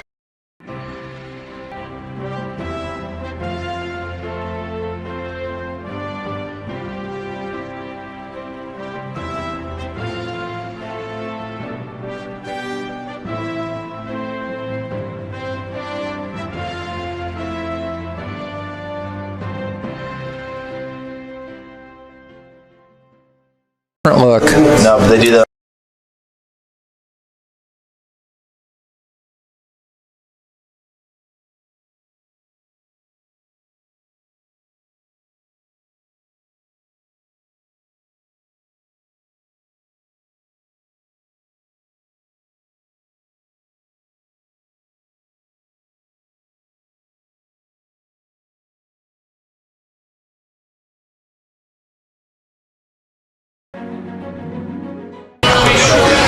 Blake Bile coming in to pitch for the Florida Tech Panthers. Number 10 is a 6'2", 205-pound grad student from Cocoa, Florida.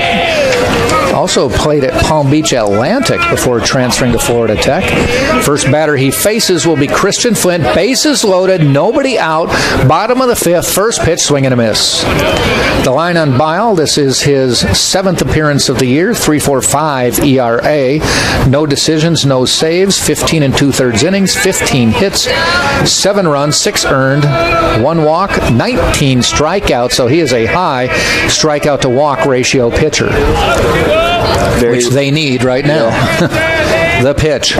He brings a hard one in there and a swing and a miss. So, Tate, you mentioned it during the break, just changing up the off-speed, slower pitcher. Yeah, it was a little to things. heat. He went from slow to faster, and they were getting used to slow, and now the fast. And Flint's having a hard time trying to time this up, and that could be all it takes to get out of the inning. So we'll see right here.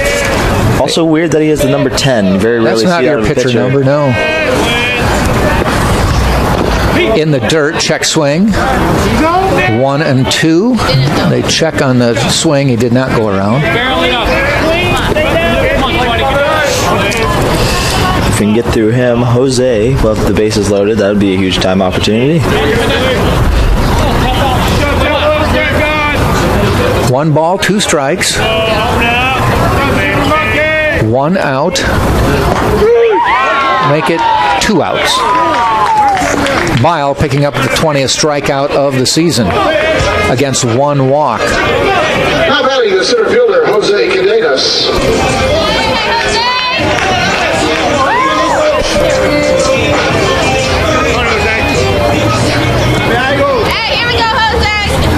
Rulai on third, McDonald second, Navarrete on first. Jose Cadenas, always dangerous, coming to the plate with 2 outs. A scoreless game, so a big pressure point in this game here in the bottom of the 5th. Florida Tech had the bases loaded, failed to score earlier in the game. Some pitchers in pressurizing situations with the bases loaded try to overdo something, so I'd not be trying to see a wild pitch right here. Tom, Sixer, what do you say? Spile came in with the bases loaded. Long look. The 1-0 pitch. Just misses. Look close.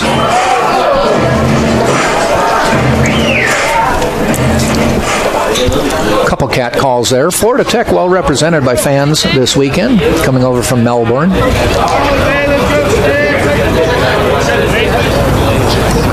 Again, a long look. Bile in the stretch. 2-0 pitch. In the dirt, good block by Owens. Otherwise, it'd be a 1-0 game. 3-0, though, nowhere to put him.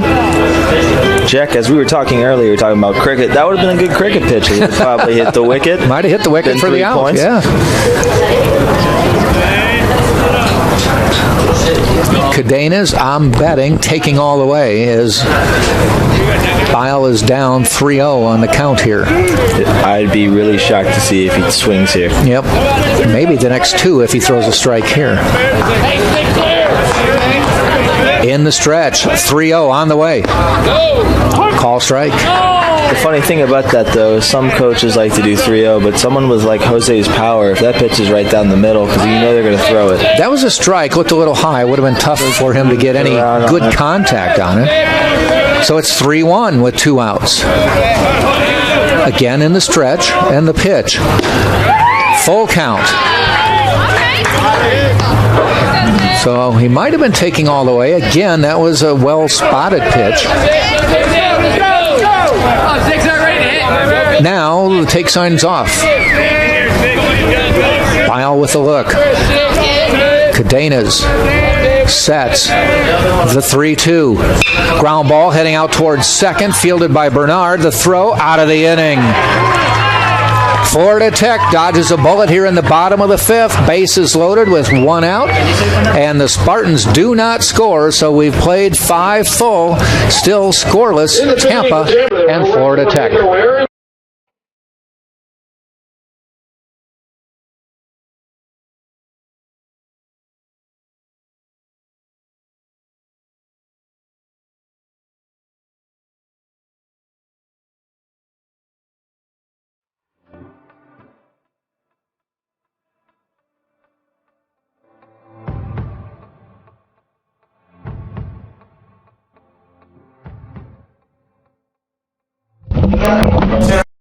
champion takes more than talent, more than the perfect pass, more than using your head. Being a champion takes the spirit to always push harder, the ability to overcome any hurdle, and the fire to be the best. Welcome to Division II, where the pursuit is yours to create. And the question isn't, can you do it? It's, will you?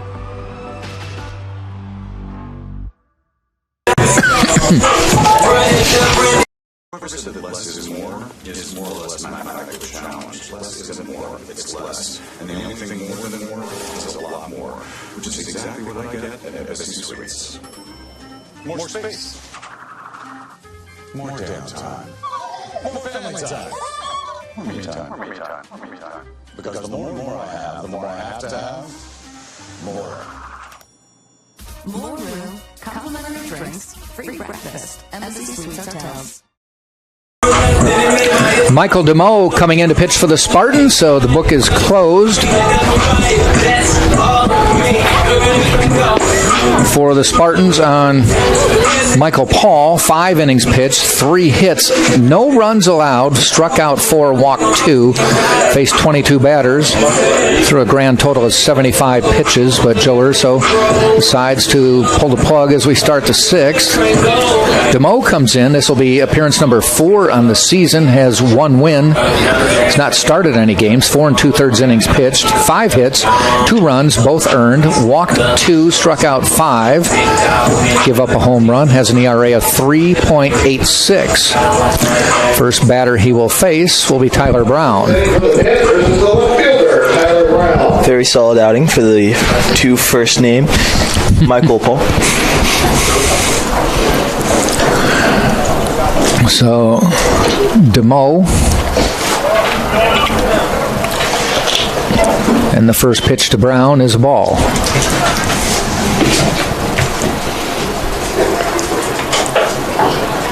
All of a sudden, a quiet over the ballpark, it seems like. And the pitch. Tap foul. Very weird. Just all of a sudden, it was just went dead. Apparently, everyone checked their phone at the same time.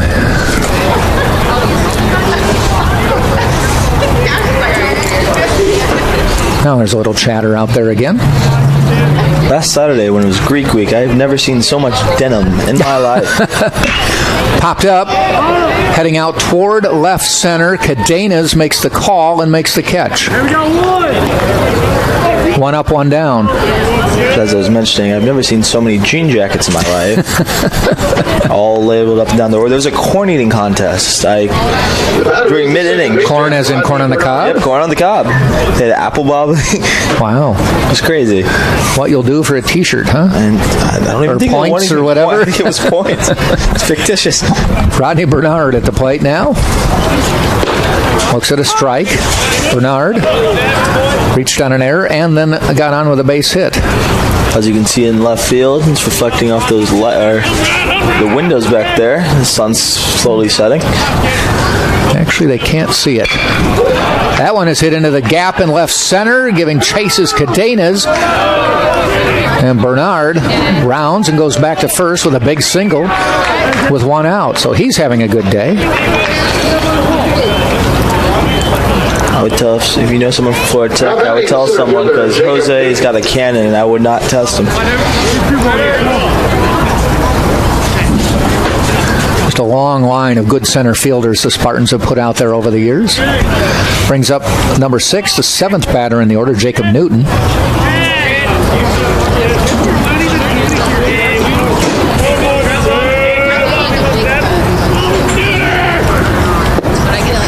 Strike on the outside corner.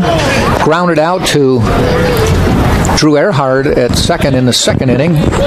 Went down as a sacrifice. And then grounded out to third base in the 4th inning.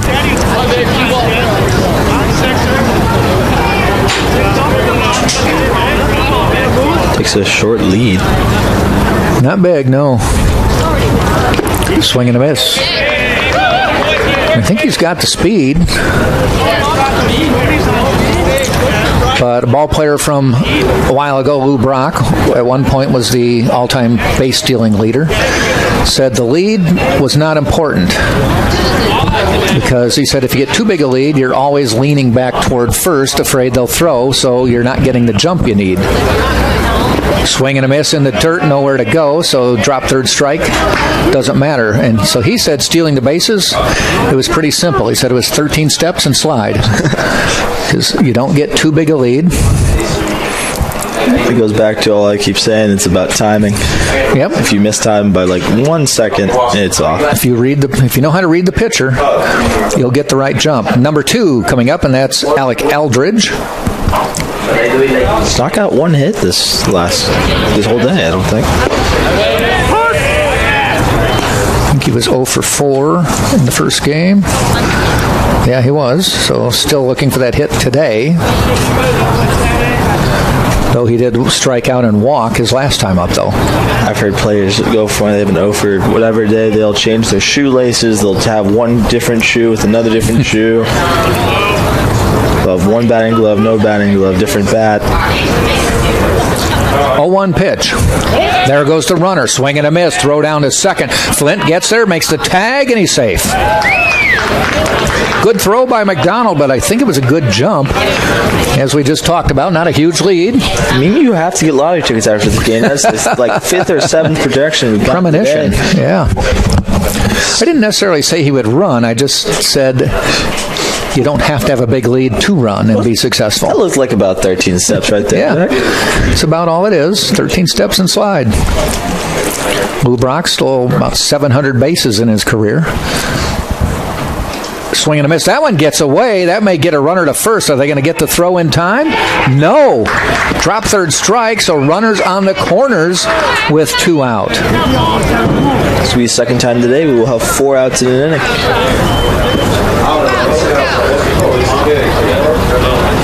And now you can amaze your friends and family with why a drop third strike is a rule. Be a fun little trivia game question.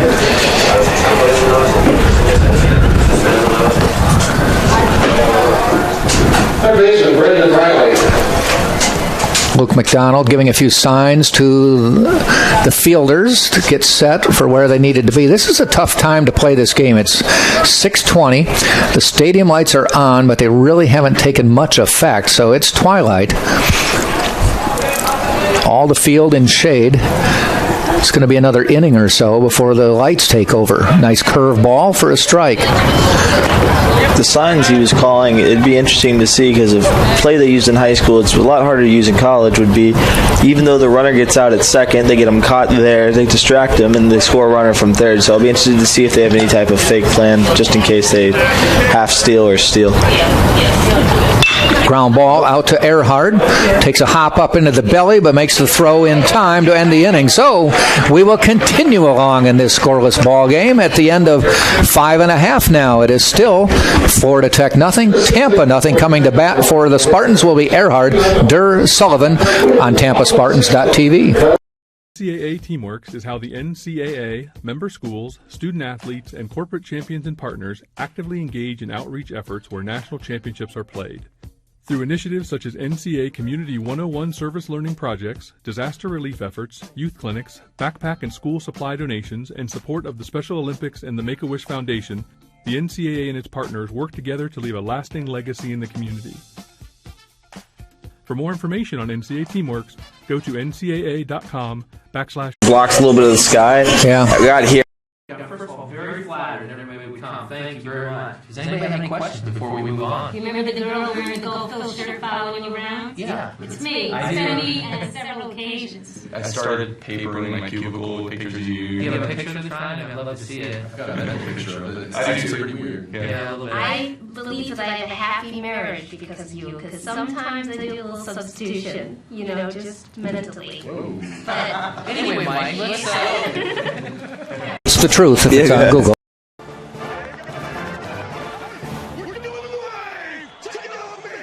For 42 minutes, he's been trying to bring an entire stadium to its feet. Why does he do it? For glory? Notoriety? We don't know. Frankly, we don't need to know. But much like this hero, Courtyard is all about the game. There's my guy, yes! Snacks, yeah, man, eat it up, and we're gonna burn it off doing the way! check his schedule and all that, obviously. Oh, indeed. Yeah, with school and everything. I think he also... We're more than just $7.99 large two-topping pizza delivered. Hey, is this it? We're an home dance at your doorstep. No one out pizzas the best. Drew Earhart to lead off for the Spartans, bottom of the 6th.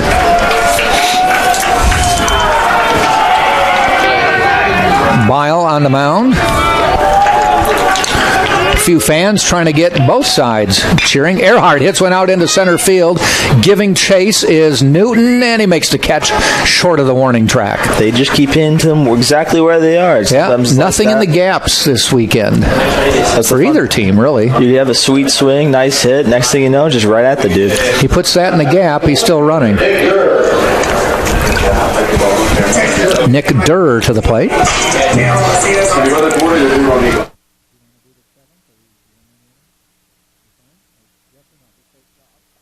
Yeah.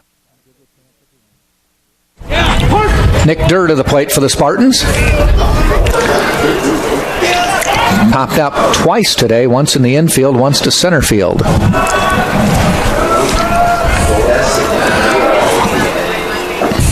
Ball a little bit low. Pitcher's duel continues. It was a 1-0 game yesterday. Spartans scored in the 3rd, and it held through 9. Today we're scoreless into the bottom of the 6th. And the first game today was 5-2. Spartans scoring a couple runs later in the game to put a little distance between them and the Panthers. Jack, I'd have to predict. I'm going to call it here now. Dan Sullivan hits a walk-off home run. Okay. So give me 2 and then you better go by a lottery. Right now, they just keep hitting him where the players are standing. Not a lot of cardio in baseball in games like this. Not yet. Dan Sullivan.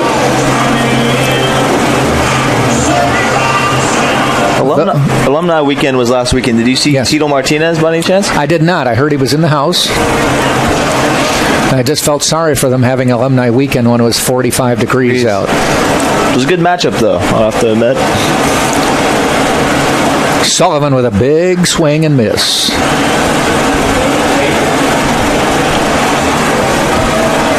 Some great names have played ball here.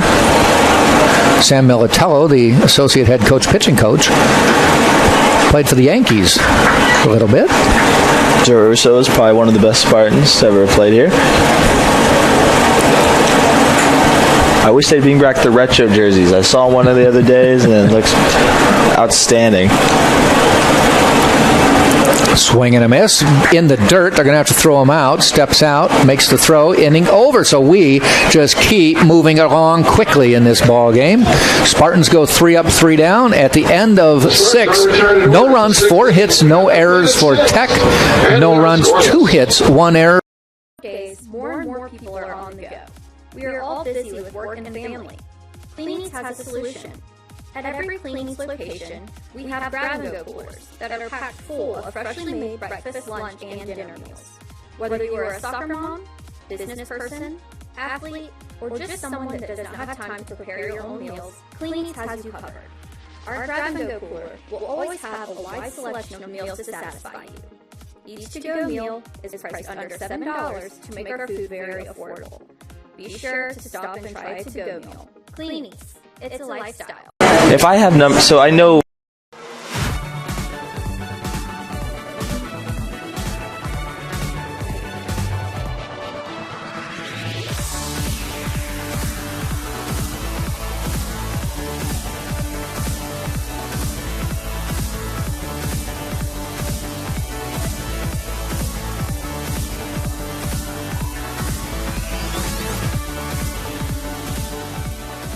Potentially.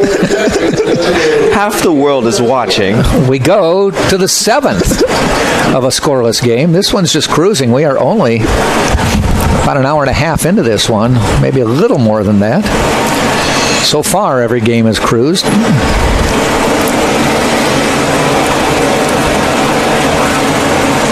DeMoe, and that one is ripped out toward dirt as he, it bounces in front of him. Lead off base hit for Diego Garcia. Solid single. I feel like these players are used to balls getting hit to them. They got one that died in front of them. He's just like, I'm not going to run for it. That brings up the right fielder, Brett Parrish. You can't hit it at me. I would not be shocked with a bunt or a hit and run right here. For sure he moves them. This is Brett Parrish. Both these teams playing small ball this season. So don't be surprised if he lays down the bunt. Have we gotten an update on the guy that got hit earlier? No, okay. I've not seen anything. Swinging away, ball is high.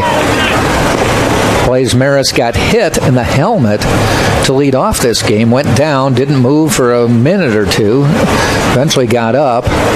But the umpire immediately beckoned the trainers from both dugouts. We hope he's okay. The 1-0 pitch. This time he shows in the dirt. Good scoop by McDonald. Parrish did this last time and did not pull back, so I'll be interested to see if he remembers to pull back in his next couple of bunt attempts. McDonald was the catcher of the future last year. The Spartans had two really good catchers ahead of him. Danny Servin, the main one, all conference. There's a bunt right out. They may go to second. They do. Get him. Good play by DeMoe, probably under the direction of Luke McDonald, to go to second, because he did not hesitate, and that's the catcher's job. Guide him where to throw, and he did, and got the lead runner. Brings Quintero to the plate. He may also try to put down a bunt. Heads up play. That bunt was just a little too squarely hit straight back.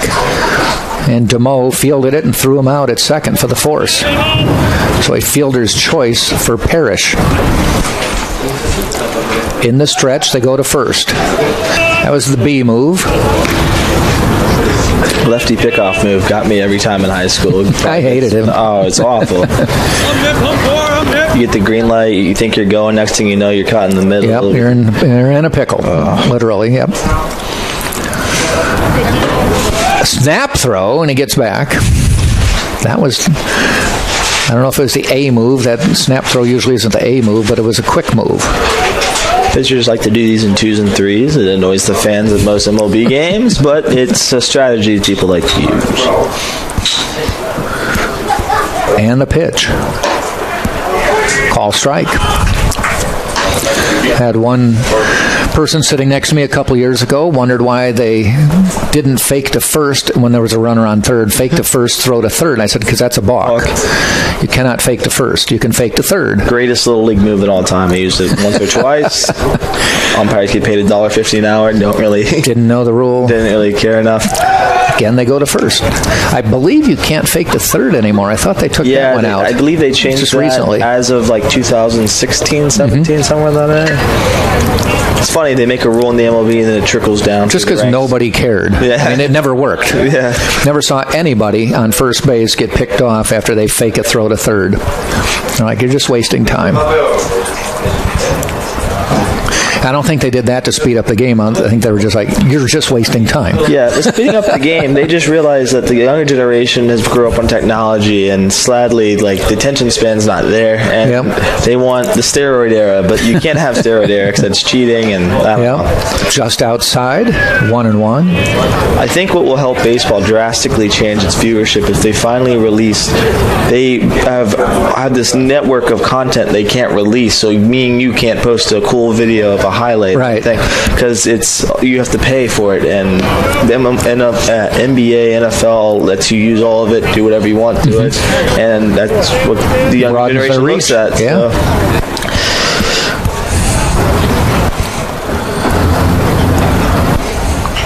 They got a lot of money up front, but not a lot of potential in the future. That's why it keeps dying.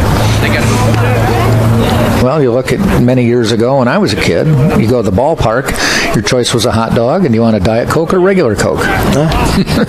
Now they have specialty restaurants and mixed drinks, whatever. I mean, besides being able to watch every game and listen to our beautiful voices every day, it's, it makes sense why things like that are dying down, attendance is dying down, because you can just sit on your couch, eat a potato chip, and not pay anything. Got your big screen TV.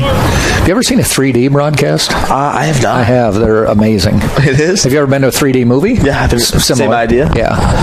Oh, I don't know if I want to see me in 3D, to be frankly honest.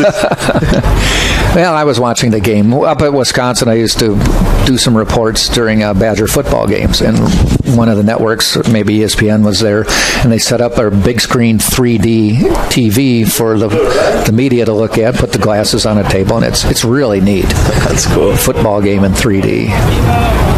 Runner goes outside, throw down to second. Earhart with the tag, and he's in safely. Josh got under that. Good throw, but again, a good jump. I guess they don't care about lefties on the mound like you and I do, because he got a good jump. No, not at all. So Parrish now on second with one out, and Quintero at the plate. He's got a 2-2 count. Base hit, and we've got a decision to make by Greg Bergemeyer. Do you send the runner? Where's it going to go? Jose Cadena's playing him to not pull the ball in center. If he pulls his ball anywhere, pops it up anywhere between left and a huge center, gap. He's running for a while. Looks like 100 yards.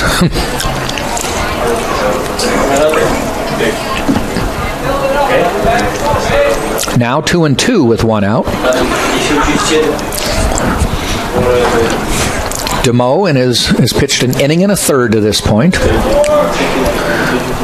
Started the 6th, now in the 7th. McDonald calls timeout. Stadium lights taking over now.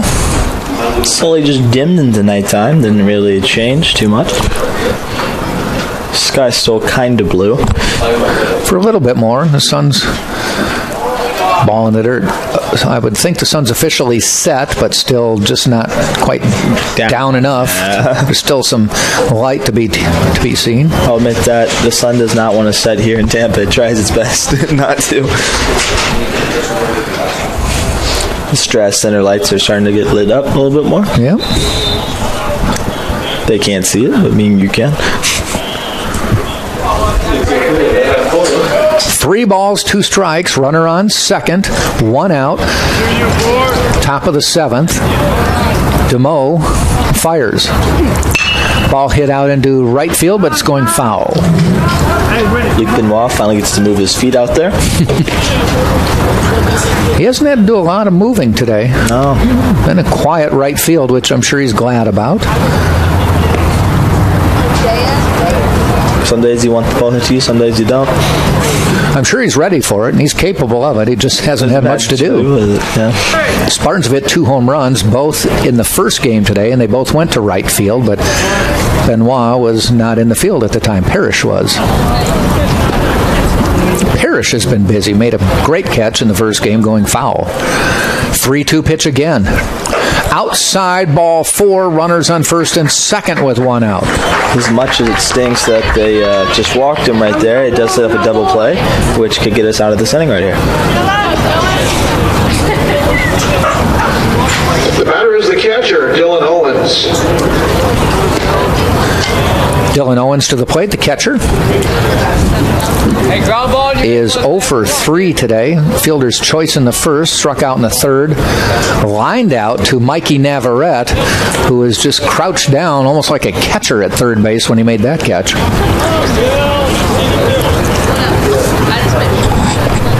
Parrish on second, Quintero on first. Owens to the plate, DeMo fires. Call strike.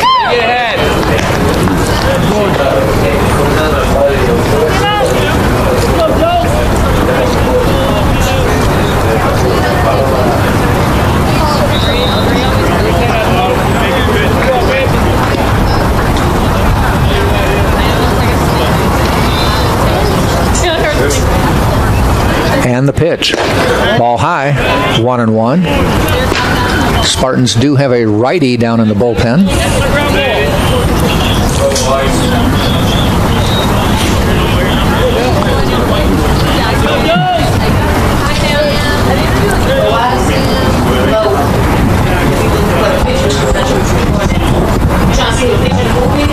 OS. 1-1 pitch coming up. Again, he hops out of the way, but again, it's called a strike. Those look like right down the middle. Spartans have Bo Weiss warming up in the bullpen.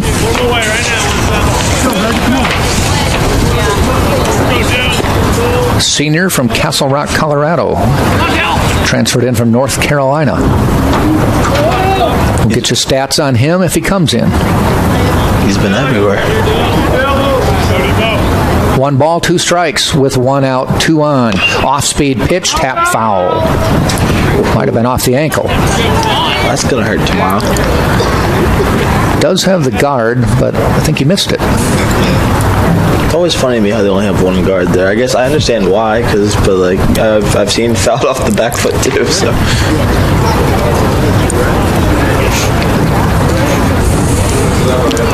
I remember back in the day when they tried to make the arm guard a little bit better. Barry Bonds had that massive one. The Knights of the Round Table didn't put armor on like him. Which I thought actually was unfair because he just didn't care what you threw to him. 1 ball, 2 strikes. Swing and a miss, 2 outs. Good strikeout right there. Gotta ask you. Oh, okay. Third strikeout. I gotta ask you, Jack, who is your home run king in your eyes? Hank My eyes? Or Barry Bonds? Hank Aaron. Okay. I'm a Braves fan, so I'm pretty obligated to say Hank Aaron. And he played for the Milwaukee Braves for most of his career, and the Brewers at the tail end. 7:55. We'll never forget that number. They got street names, clubhouses named after that guy. I remember a few years ago, probably the 80s, I guess, and maybe it was the 70s, but a TV show came on that I'd never seen before, and it says the 700 Club from Atlanta. And I'm like, oh, this must be about the Braves and Hank Aaron, but it was a Christian show. They like to use 755 for everything in downtown. Still, there's highways, drives. I think the new ballpark, Cool Today Park, which is I think an hour or so from here, they just renamed the street going into the stadium as Hank Aaron Drive or something like that. 1 strike to Tyler Brown. The pitch hit into center field. That should give Florida Tech the lead. Cadenas makes the play. Runner coming to the plate. Ball is cut off and it's 1-0 Tech.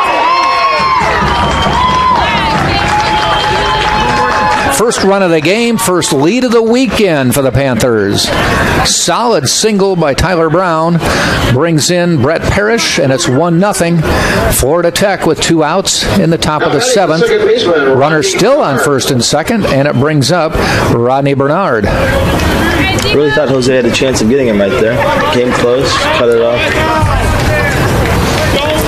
Hope to get out of this inning with not as much damage.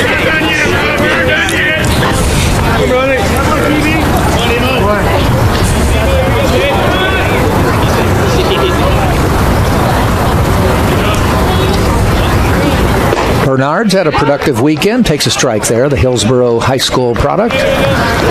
Back playing in front of his hometown.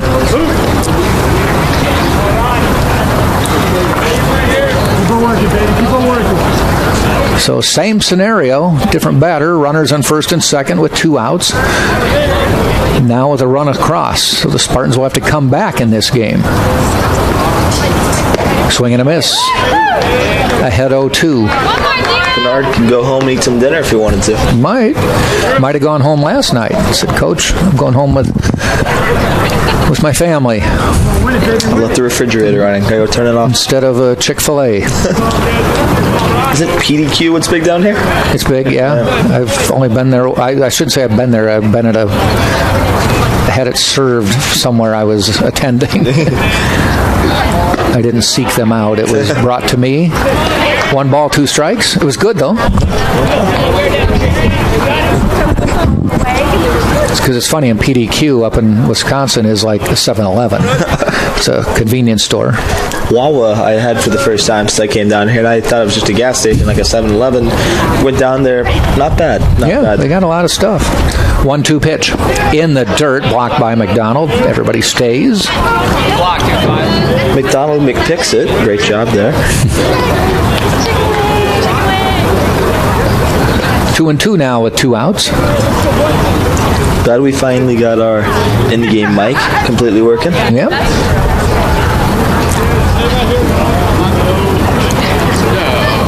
The pitch. Down the line, it's going to bring in another run. Deep into the right field corner. Picked up by Benoit in foul territory. Throws it into Drew.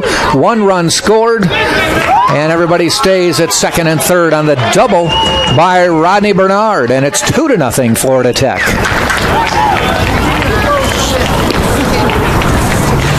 Slapped that one just inside the bag. Out of the reach of Dan Sullivan, went all the way down to the corner. Benoit had to chase it down. It was pretty much a double all the way. It was whether Brown was going to be able to score from first, but he stayed at third, and it stays 2-0. It brings Jacob Newton to the plate, and here comes Sam Militello for a little talk.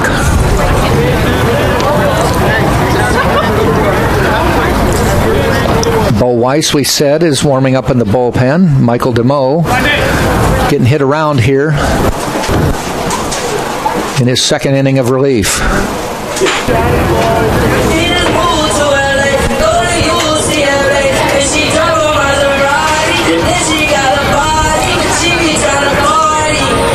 Talking a little strategy, also more than likely giving Bo Weiss a few more pitches.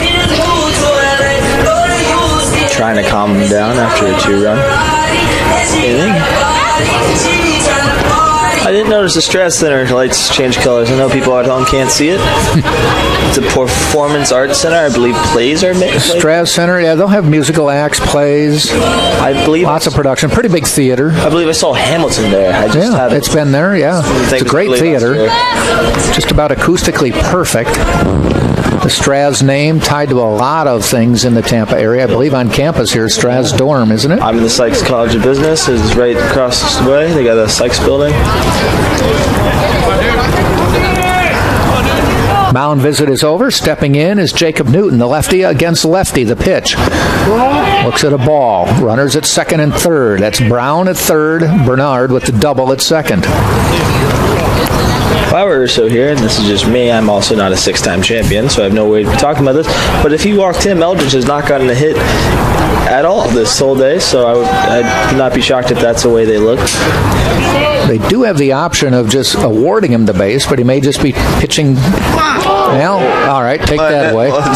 Maybe he said hit him.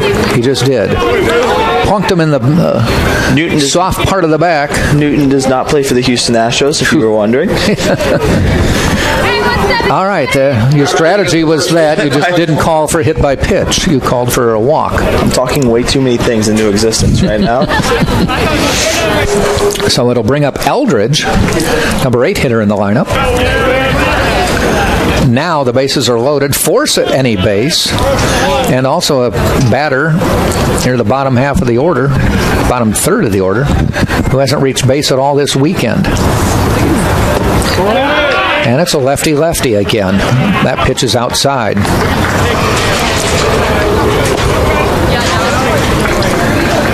Florida Tech striking for 2 here in the top of the 7th. Has taken a 2-0 lead in this game. That's a huge lead the way this game has been going. The pitch. A little curve ball comes inside and catches the corner. Strike 1.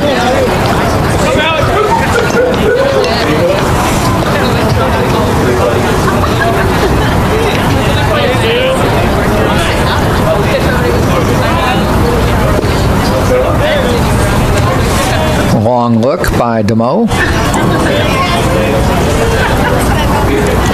Swing and a miss. Ahead in the count now. 1 ball, 2 strikes. On deck, Brendan Riley, the number 9 hitter in the order.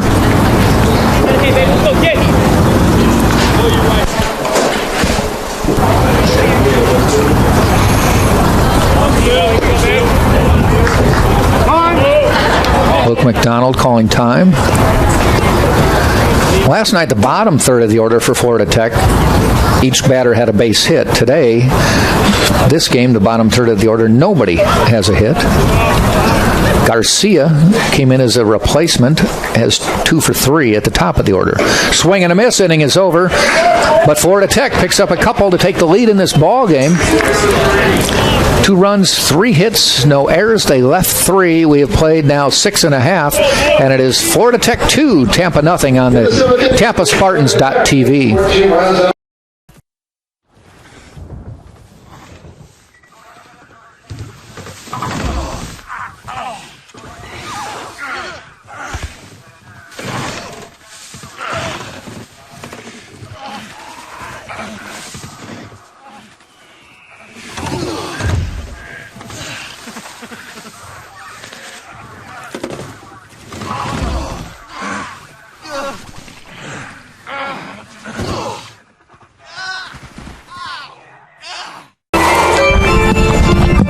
My path to a college degree would have been completely different had I not run Division II cross country for the University of Mount Olive. Having an athletic and academic scholarship was key for my success.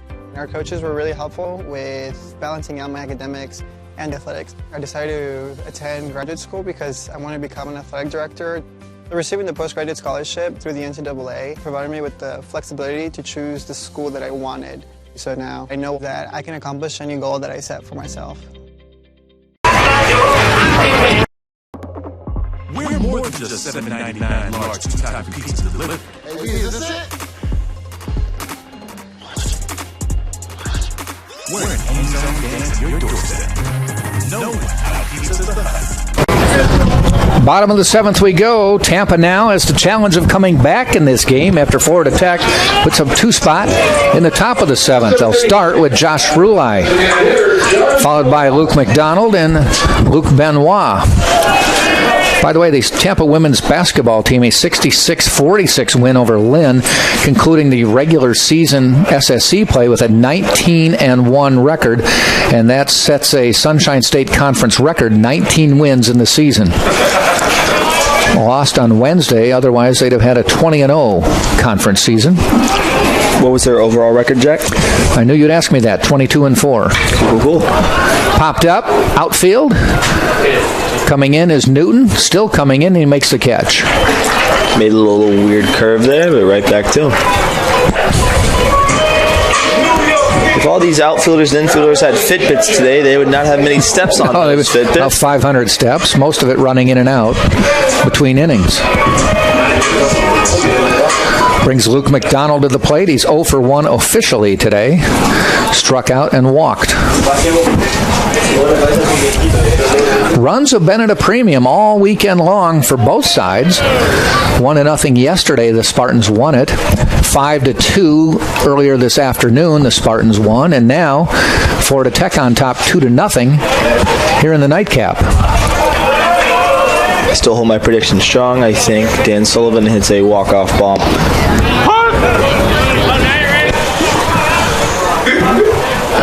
First, now 1-1 with 1 out.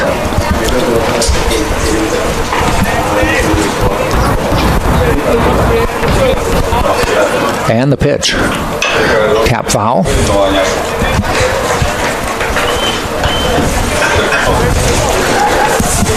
As I mentioned earlier, the Spartans will play Monday.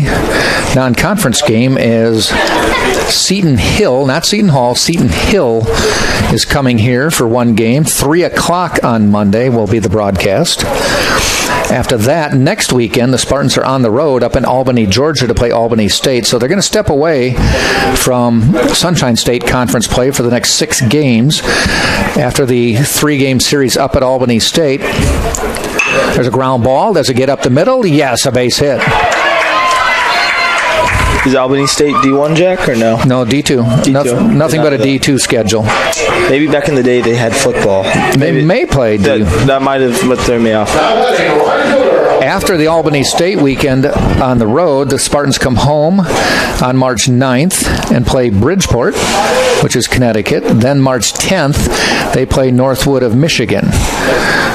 So 6 non-conference games before they go back into conference play on the road, March 13th and 14th at Nova Southeastern. Spartans will return here for conference play March 20th and 21st against St. Leo. Luke Benoit at the plate. He's the tying run with Luke McDonald on base. 1 out, bottom of the 7th. Playing Benoit fairly deep.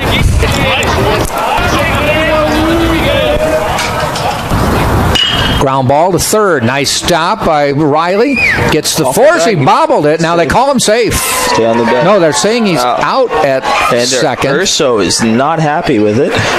Joe Urso, first I thought he said safe, but I think they're saying he stepped on the bag and lost it, transferring the ball from the glove to try to make the throw, which makes sense. That's normal protocol. I think Urso was told that, and he said, okay, I'm walking back to the dugout. Yep, just wanted to have it come out of your lips before I believe you. Sometimes coaches like doing that just to get their team riled up, and that would be that situation. Yep, so. My coach is fighting for me. Mikey Navarrete now to the plate with 2 outs, man on first. But yeah, he stepped on the bag, and then in trying to transfer the ball from glove to throwing hand for the double play, lost it. To me, it looked like he stepped on the bag, didn't have the ball off the bag. When he had the ball, lost the ball. So, I don't know. We don't have replay, so that's what we're going to go with. Well, if he was bobbling it all the way, that would be different. But the umpire felt he stepped first. There's one hit foul. It's like the NFL. What is a catch, really? He looked pretty legit here, though. It's one of those, did Dez catch it or did he not? Packer fans will say he did not.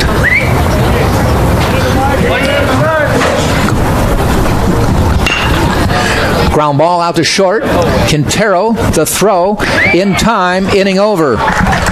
So we've now played 7 full, and it is 2-0. Florida Tech leading the Tampa Spartans, and it will be Riley Garcia Parrish for Florida Tech in the 8th. You're watching on TampaSpartans.tv. NCAA Teamworks is how the NCAA, member schools, student athletes, and corporate champions and partners actively engage in outreach efforts where national championships are played. Through initiatives such as NCAA Community 101 service learning projects, disaster relief efforts, youth clinics, backpack and school supply donations, and support of the Special Olympics and the Make-A-Wish Foundation, the NCAA and its partners work together to leave a lasting legacy in the community. For more information on NCAA Teamworks, go to ncaa.com/. I knew that there was an opportunity to have my college paid for if I was good enough to play baseball at that level. That was going to make a big difference in my family. D2 baseball gave me an opportunity to play at a high level and to get an education that's going to be valuable for me throughout the rest of my life. I chose to take my experience of being a student athlete and pursue that within my career and to get a master's degree. If I wouldn't have had a baseball scholarship, there'd be no chance that I'm doing what I'm doing today. Top of the 8th we go, and the Spartans make a pitching change. Bo Weiss coming in. Weiss, number 39, is a senior from Castle Rock, Colorado. Started his college career at North Carolina. Weiss on the year. This is his 4th appearance. Has no wins, no losses, no saves. 4 2/3 innings. He has given up 7 hits, 3 runs, all earned. Walked 2, struck out 6, posting a 5.79 ERA. If you're listening in the stands, and I know a couple people were, somebody lost a cell phone, come on up to the press box and claim it. We'd make calls, but we don't know the password. It looks like we may have a winner. We got a winner?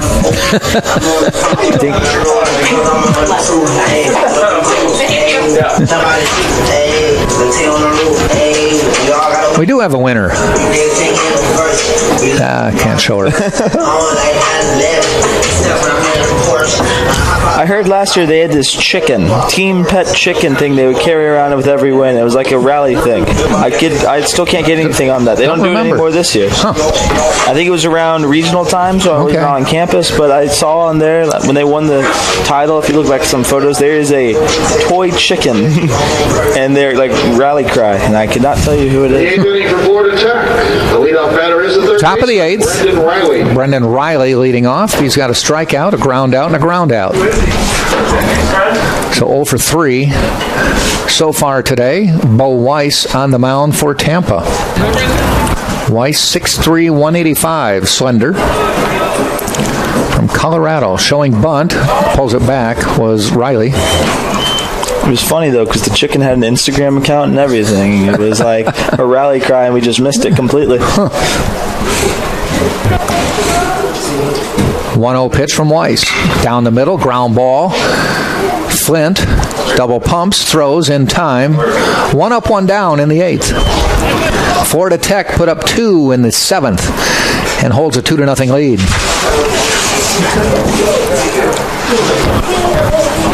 Florida Tech trying to pick up a win here in the series. Spartans are 1-4 at the moment in conference play. Spartans are 4-1. Florida Tech is 1-4. Weiss throwing some heat down the middle to Diego Garcia. Come in and had an influence on this game as a double and a base hit.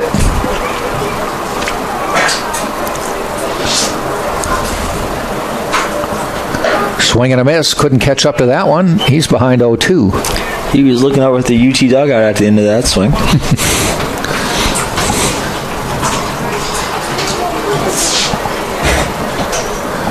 0-2 pitch. Goes after that one. Weiss does not waste the pitch and gets the strikeout. 2 outs now.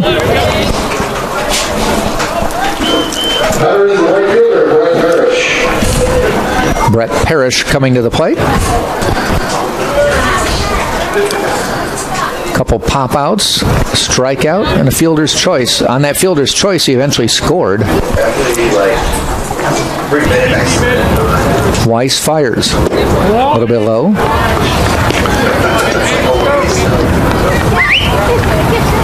Spartans will send up 9-1-2, Flint, Cadenas, Earhard.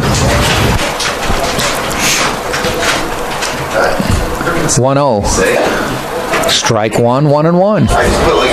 I'll link to a recap on here. We might have a 1-2-3 inning here. Anyone would notice that?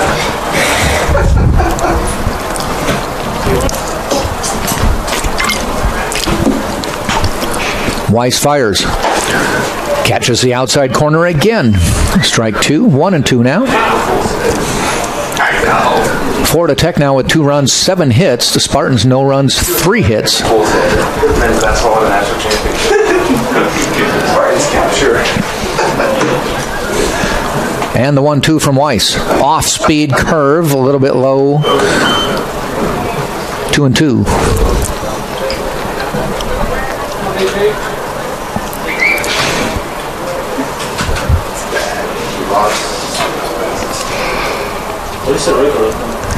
Weiss fires. Fly ball heading out to Durr. Is it going to fall? It does. Base hit. Rodney 2. And never gave up. Heads into second base. Ball bounces away. Won't be able to go anywhere from there. But 2 all the way is what Parrish was looking for. We're 7-21. Gets his first hit of the night, or this game anyway. And he was looking double all the way as that one just stayed up and stayed kind of down near the line. Long run for Durr, and he never broke stride. Brings up Raul Quintero, now with a runner in scoring position. Quintero also is an 0-for-3 day, walked once. Actually, I take that back. He's walked twice, an 0-for-2 day.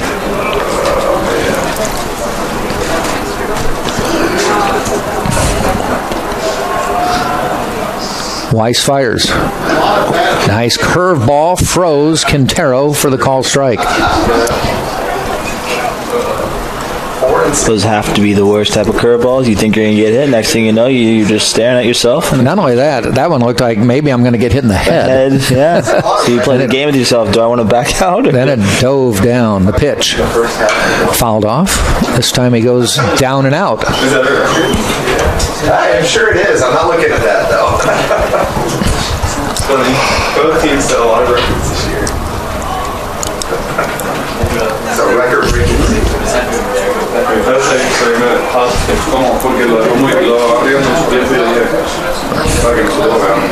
0-2 pitch. Swing and a miss. Inning is over. So the double by Parrish for naught will head to the bottom of the 8th. Spartans will send up Flint, Cadenas, Erhard. They need 2 to tie right here on TampaSpartans.tv. Before the house, before the office, the late nights and new bosses. Before the last hugs, the wins and the losses. Before building the team, before building yourself. The rise and grinds, all day, every days. Before the letter, before the dream, there was a kid who loved to play. If you have the talent and dedication to succeed in school and in sports, we'll provide the opportunity. Get the best seats. Enjoy pre-game hospitality. Create memorable moments that will last a lifetime. Catch championship action in VIP style with the NCAA experience, powered by Prime Sport. Be a VIP. Visit ncaa.com/VIP today.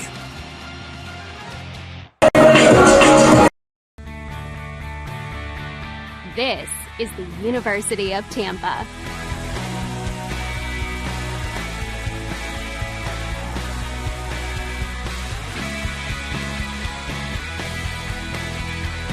Explore your dreams. Discover your talents. Get ready to invent, innovate, and be a leader. This is the University of Tampa. Bottom of the 8th, Spartans running out of time now, trailing 2-0 to Florida Tech. Tech putting up 2 in the 7th. Spartans being shut out. The heart of the order coming up, or not heart of the order. What do we got? Almost the top. It's 9-1-2. Yeah. So Flint 0 for 2 today, but capable of getting things going, hitting over 300 coming into this weekend. All it takes is one.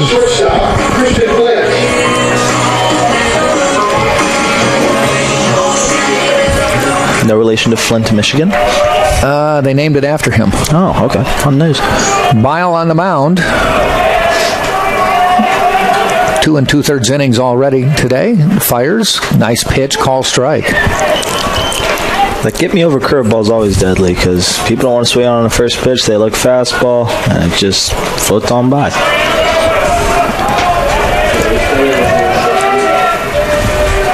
Strike 1 pitch on the way. Swing and a miss. Strike 2. Gets well ahead of the count.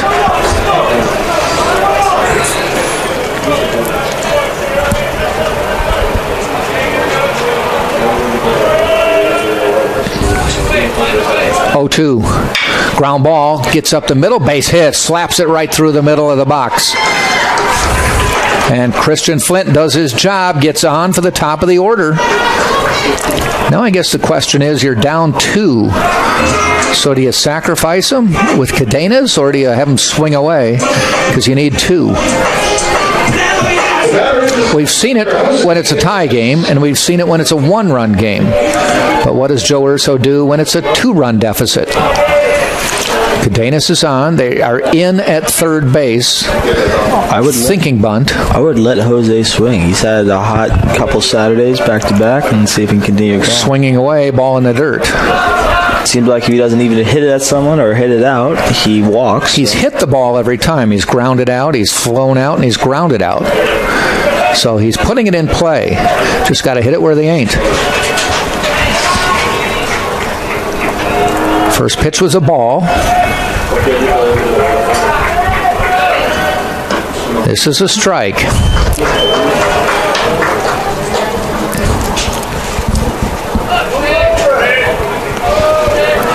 His last at-bat, the Spartans had the bases loaded and he grounded out. Went 3-2. Spartans didn't score. 1-1. A little bit low in the dirt. 2-1. You wanted to.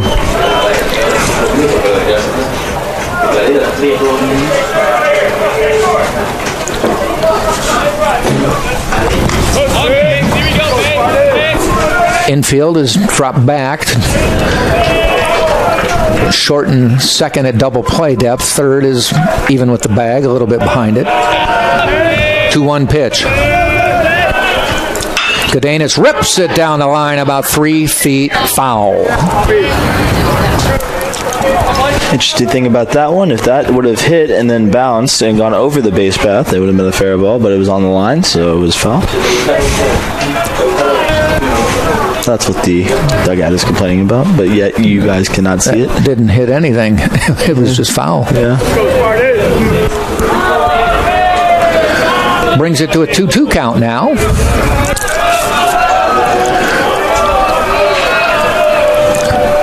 No indication that Flint would run. I guess they don't want to wipe out base runners right now. The 2-2.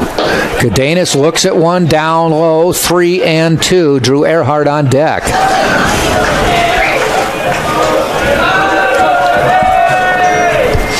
Spartans trying to bring a little drama into this game here in the bottom of the 8th. They need 2 to tie. Lead runner on. Leadoff batter got on with a base hit. A 3-2 count to Cadenas. The pitch. Ball is high, and the tying run is on first.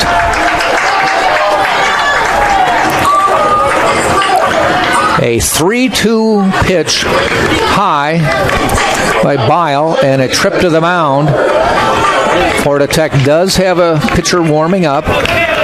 We'll see if they pull the plug now or just setting it up. Let me get my imaginary binoculars out there for you. It looks like the number would have a 4 involved. I don't know too much other than that. All right, that does me little or no good.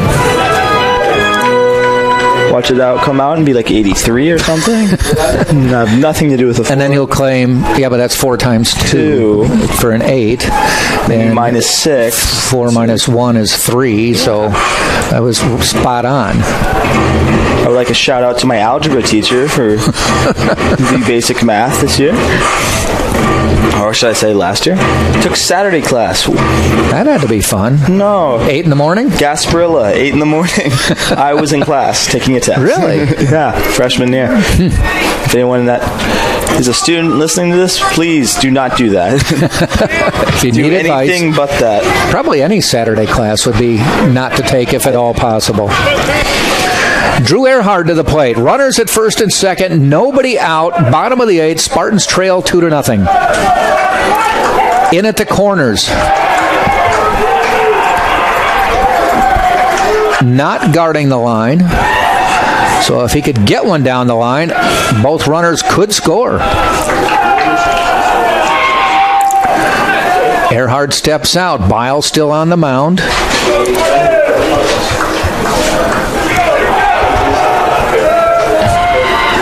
He goes into the stretch. First pitch to Earhart.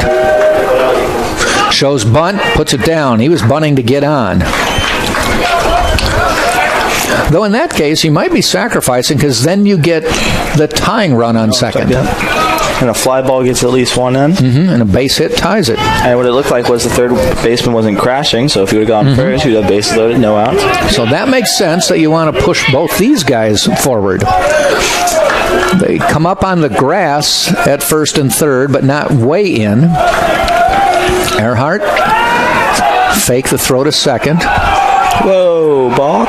Fans don't know the rules. All right, that might be the Spartan dugout just hassling.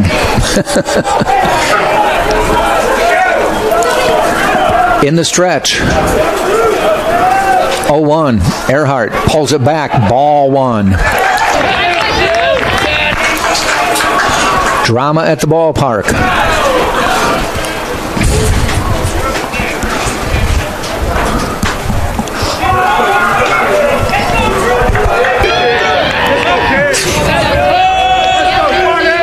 A lot of chatter from the dugouts. You can hear it. 1-1 pitch. Shows bunt again. Gets it down. It's a good bunt. That's going to move both runners. He may beat it out. The throw. Got him. Good play by the third baseman, Brendan Riley, to get that throw. Speedy Earhart got that bunt down and deadened it as best he could. Stayed on the grass. Runners, though, have moved to second and third with a base hit, potentially tying this game up. and it will be Nick Durr. Outfield, or at least the center fielder, seems to be playing back. They are fairly deep. Right field kind of in. That's Parrish. Anything on the ground right side? Mike get a runner in. Third base now backing up. Behind was even with the bag. A couple steps back now. Bile steps off the mound. Spartans with Flint with a base hit on third. Cadenas, who walked, on second. 1 out. Nick Durr, 0 for 3 today. Looks at a pitch a little bit low. Ball 1.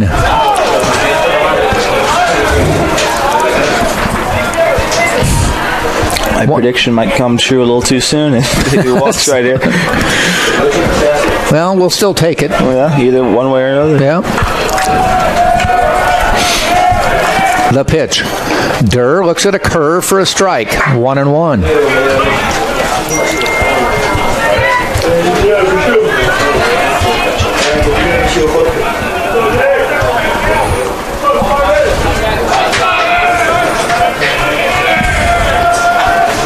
Not holding the runners on. Neither one getting too big a lead because they want to score no matter what. Ground ball up the middle. It's going through. Both runs are going to score, and this is going to be a tie game, 2-2, on a base hit by Nick Durr. He slapped it up the middle. Once it got over Biles' mid, it was going to head to center field, and both runners scored as they were off at the crack of the bat since it was a ground ball. 2-2. Man on first with 1 out. And Dan Sullivan to the plate.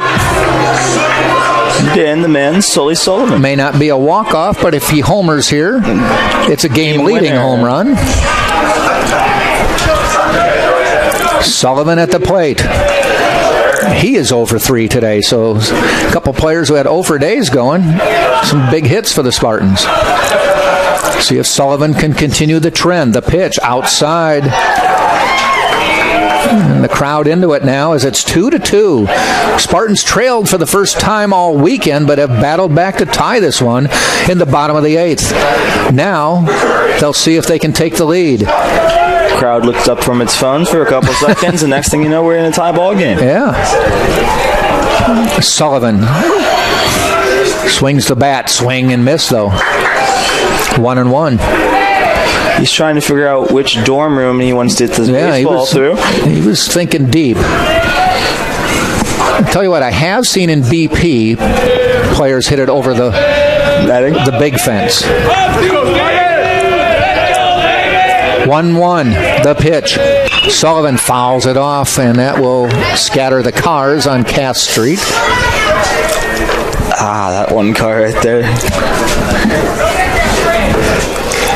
You can only hope they miss it, and they just scare you. Can you imagine you're just in the backseat, you're a kid, next thing you know, there's a ball in your lap, and you're like, where did I get this? That used to happen at Wrigley Field. I don't know if you remember. I don't think it can happen anymore because they've put so many scoreboards up there. But there used to be apartment buildings across the way, and before air conditioning was big, people would wake up and find a ball in their living room. I shouldn't say wake up, but maybe come home from work. Or maybe they're watching the game, and all of a sudden they notice they were on TV. 1 ball, 2 strikes, the pitch. Sullivan checks his swing, and it's in the dirt. They check with the umpire on the field, and he said no swing. It's 2-2. My favorite minor league story that I heard, I can't remember for who or what team, but I remember there was a home run hit, and it landed in a car. Oh, yeah, I saw that one. So they called it the longest home run to ever be hit because it never officially landed. It's still moving. It's still going to this day. 2 balls, 2 strikes. Sullivan shaking the bat. Bile in the stretch. The pitch. Ground ball foul. Down into the Florida Tech bullpen.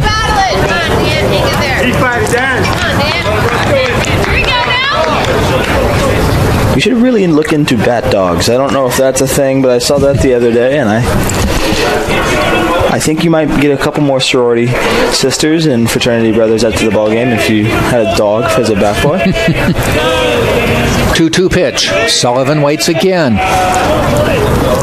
Outside, ball 3. That was close.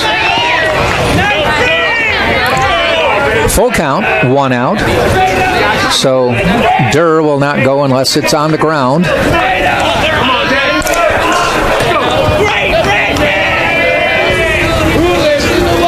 He's got to come into him.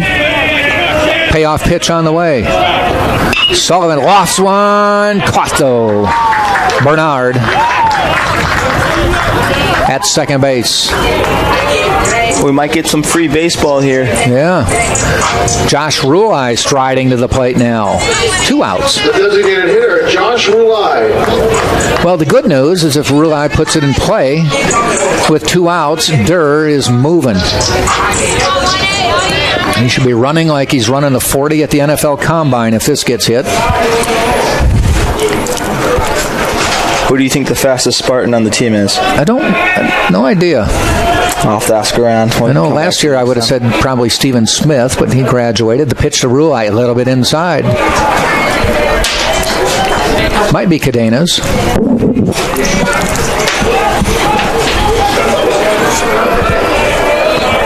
We hope it's Nick Durr. We really do.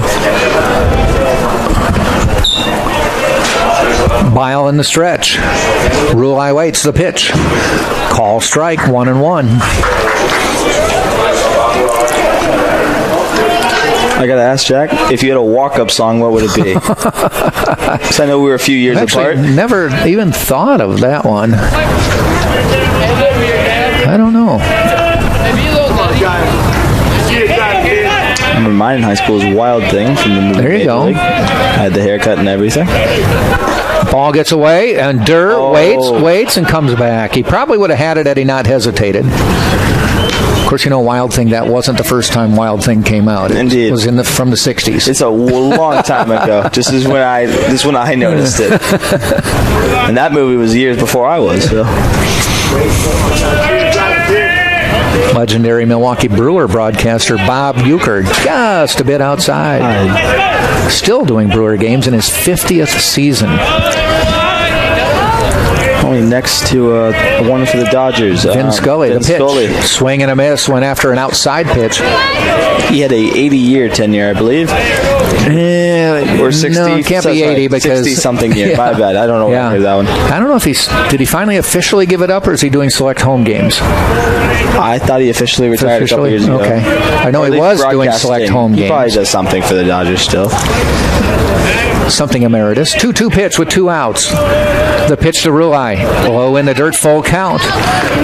Well, the good news here is Durr will be off and running. Bile does not have to come in because if he walks him, it just moves the runners up. It's not like the bases are loaded. But 3-2 pitch. Durr, short lead, but he'll be moving on the pitch. The pitch, there he goes. And it's high for ball 4.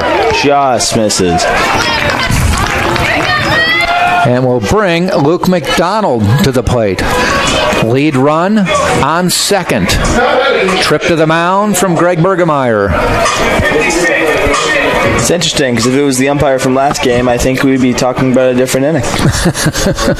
Might have rung him up, huh? Might have been gone. I don't think that's Greg Bergemeyer, pitching coach, but he's going to make a change regardless. I would like to give a shout out to the organ player tonight.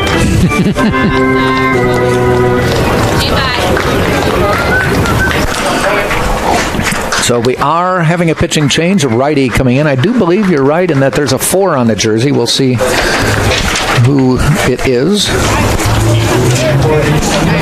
40. 40 is Andrew Dunham. Attack is number 40, Andrew Dunham. He is a 6'3", 240-pound freshman from Orlando, Florida. Went to Windermere Prep High School. See if he has any numbers.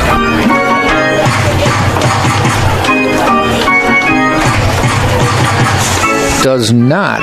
No, there he is, top of the list. I totally missed him. This is his 6th appearance of the year. Has no ERA, no wins, no losses, no saves. 7 1/3 innings, 4 hits, no runs, 5 walks, 5 strikeouts, 1 wild pitch. Opponents are hitting 167 against him, so no ERA so far this season in 7 1/3 innings. And that's what he wants to continue going on. Have to ask Jack, are you excited for the Super Bowl next year? Because it's coming to Tampa? Indeed. If the Bears are in it. WrestleMania's coming to town this year. Not excited about that either. You're not? No. Not a big Stone Cold fan? No. No. Mitchell Trubisky? I mean, I'm not sold on him either. XFL Vipers? Yeah, the Vipers might want, yes.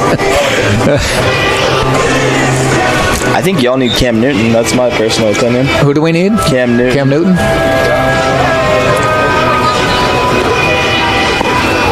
If you could just not stay hurt, that would probably work out well for you. So Dunham taking his warm-ups. But yes, the Super Bowl coming to Tampa next year. I know it's big for the community, great for the community. I'd be more excited to go see the Rolling Stones on July 5th at Raymond James Stadium. Saw them about 20 years ago. To me, it was one of those bands you have to say you saw once. Got it. I feel like and I thought at the time it was my last chance to see them. Yeah, well, then money comes into the equation. Yeah. Well, they've got so much money they don't need any more. It's better than work. Our generation more so wears the shirts, and then you ask them, do you know a song, and they don't know the song. It's more of a fashion sense than I like this band. But Rolling Stones are good. Yeah. My favorite all-time band you've probably never heard of is the Doobie Brothers. No, I've heard of it. And they're coming to Mid-Florida Amphitheater. What years are those? Like what era? 70s, 80s. They're still touring. Yeah, I grew up I could never touch the radio station in my mom's house, and it was only 70s and 80s, so I know a fair amount about that. We are actually pretty good friends with one of their lead singers, and we usually go backstage and meet him before every concert. Cool. They love my daughter. Cool. She offers hugs all the time. So. It's probably a cool experience. Yeah. Dunham to McDonald. And he got hit in the shoulder on the first pitch. Bases loaded with 2 outs. Even more drama. The Spartans have tied it here in the bottom of the 8th and now have the bases loaded for Luc Benoit. Yeah, my daughter and the son of the lead singer for the Doobie Brothers, Pat Simmons, their son had cancer, my daughter had a brain tumor. Okay. And how's she doing now? She's doing great. Good to hear. It's been 5 years now. Good to hear. Clear. And so we kind of got a relationship because of that. We used to stalk them, but now we're just friends with them. And thanks how friendship works. So now if I bring my daughter, they accept me. Benoit with the pitch. It's a strike from Durham. I've been DMing Bartolo Colon every day since he joined the Braves and about 2-3 years ago. So I think we're close friends. I think I can say that. Easily.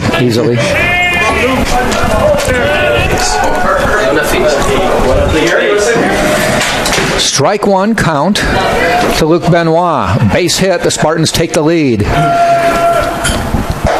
Slow curve. Call strike 2. And out. We go to the 9th tied. Big opportunity here for Luke. Benoit on the day. 0 for 2 officially. Got credit for a sacrifice in the 5th. In the first game, he had a hit, I believe, 1. 0-2 pitch.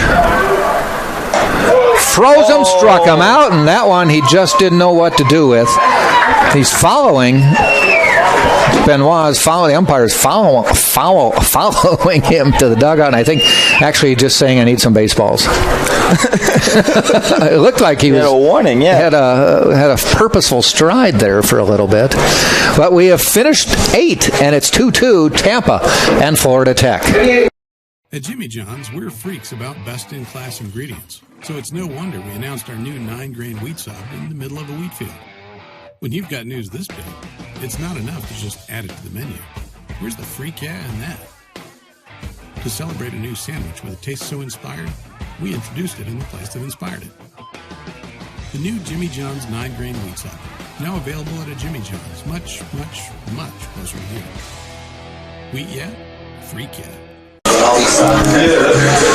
Should be Bo Weiss back on the bump.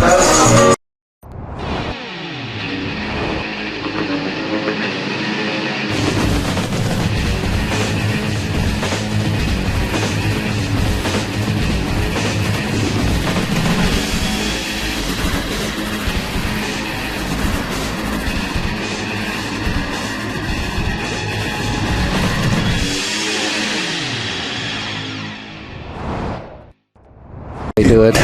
All right, this time you run. All right, we head to the top of the ninth in a 2-2 game. Florida Tech with 2 in the 7th. The Spartans come back with 2 in the 8th. And now we're in the 9th. Spartans loaded the bases in the bottom of the 8th after scoring 2 earlier in the inning, but could not get that lead run to score. Bo Weiss back on the hill for the Spartans. And it will be Owens, Brown, Bernard. The meat of the order, 4, 5, 6. That group of players are 7 for 11 today. 5 for 11 today. So Owens, the only one of those 3 to not have a hit. He's 0 for 4.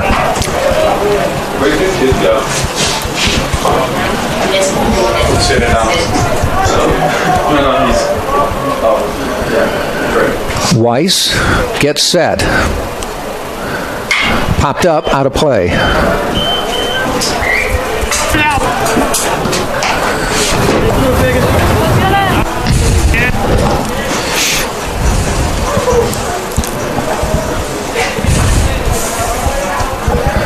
Owens, a junior from Cocoa, Florida, went to Eastern Florida State. Is it Cocoa or Coa? Cocoa. Cocoa. Cool. Off-speed pitch hit out to Durr in left field, and it bounces in front of him for a leadoff base hit. So the lead run on first with nobody out. Nice job of hitting there by Dylan Owens. Brings up Tyler Brown to the plate.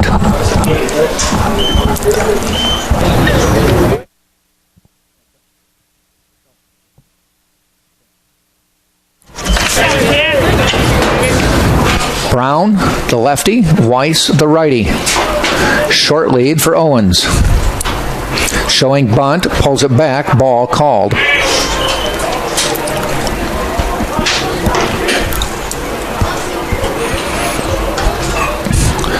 Does it end in 9, or do we keep going? 2-2 the score here in the 9th. Spartans have a couple pitchers doing some short tossing at the moment. Pulls it back, and it's 2-0.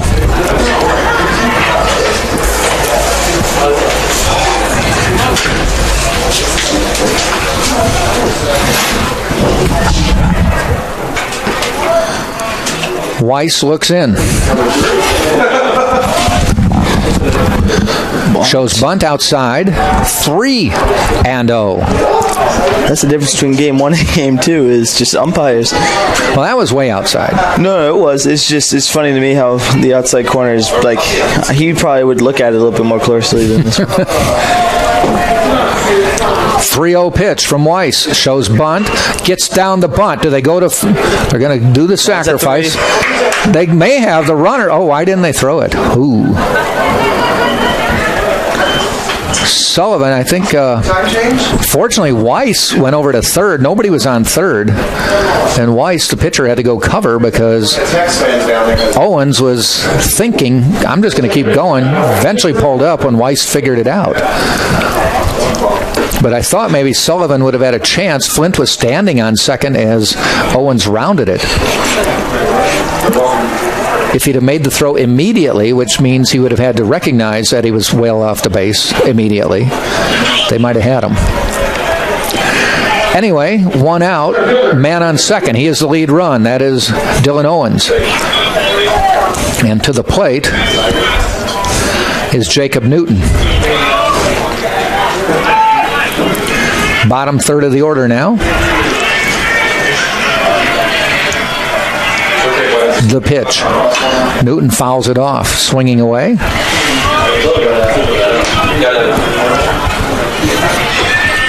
Newton is 0 for 2 on today's game. Or game 2, I should say. Got on with a sack in the second, or I should say a sacrifice bunt in the second. Grounded out, struck out, and then got plunked in the lower back his last time up. That one is behind him. Both runners will advance to second and third. Owens to third, Bernard to second. Just one out. That was behind Newton. Spartans have two pitchers, one up in the bullpen, one a lefty, one a righty. They finally both got up on the hill, though they're still not really throwing their normal pitches. They still seem to be warming up. They may want to expedite the process. And the Spartans are going to walk officially. Newton, load the bases. Load the bases and look for the out at any base or a double play. See if they play in or they play for the double play. We'll wait because Sam Militello, the pitching coach, coming out of the dugout. I would not be shocked here if you saw a suicide squeeze. It's very rare, but he's had not the greatest day at the plate, and they might say, hey, well, let's give it a try. And only one out. So if he messes up, he still got another opportunity. Yeah. And more than likely, the runner on second goes to third.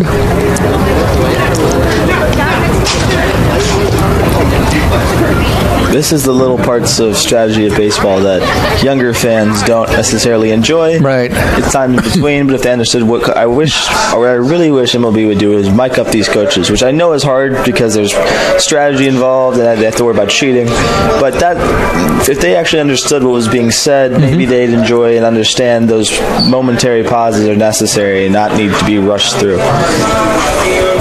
Maybe not so many mound visits, but just...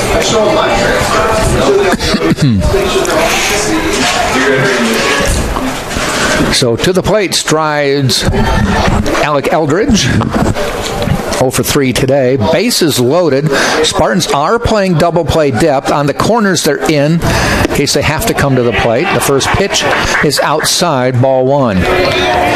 1 out, bases loaded, 2-2, Tampa, Florida Tech. 9th inning, Tech at the plate. Another possibility would be they told them to crowd the plate, so they only had to select a portion of the plate to throw to.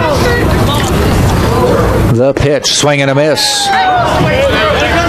Ideally, Weiss would want to get a K here.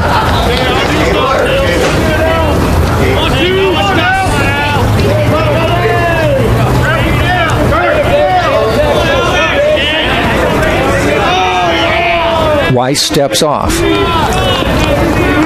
Both dugouts seem to be chirping. This is a very close ball game. Swing and a miss.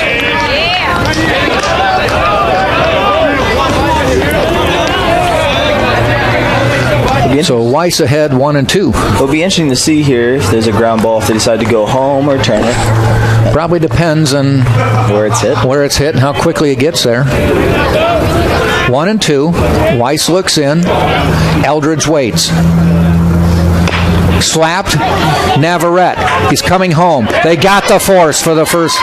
The force at the plate for the second out of the inning. Heads up play by Navarrete. Good play by Luke McDonald to get the foot on the base. The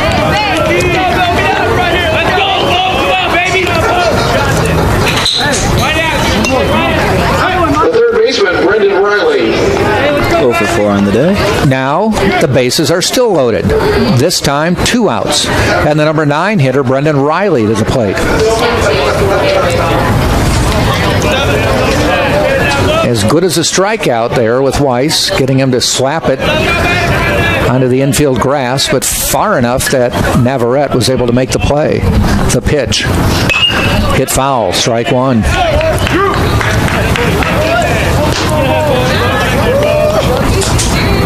This is what high school players and young kids dream about. Bases loaded here in the top of the 9th. Chance to be the hero.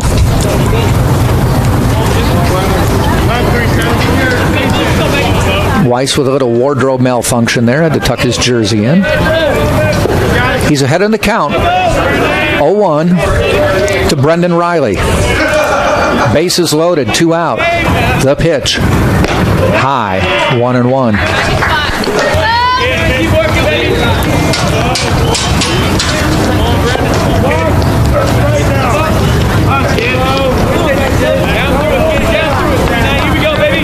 Spartans playing deep around the infield. They know they've got to force at any base. They don't have to come home now.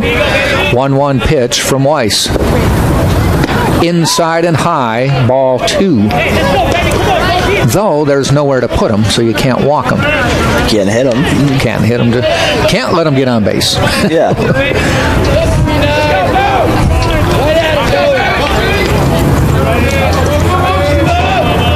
2-1 pitch. Weiss fires. Inside. Gets away. Runner from third, Bernard, is going to slide in safely. That ball hits him and bounces away, and it's 3-2. Florida Tech takes the lead. See if they call that a wild pitch or a pass ball. I'm thinking wild pitch. Runners move up to second and third. Bernard sliding in with the lead run, and it's 3-2 Florida Tech in the top of the 9th.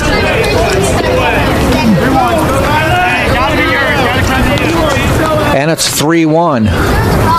Swing and a miss. 3-2. As much as you and I would both love to get out of this inning, there is a place to put them on first now. True.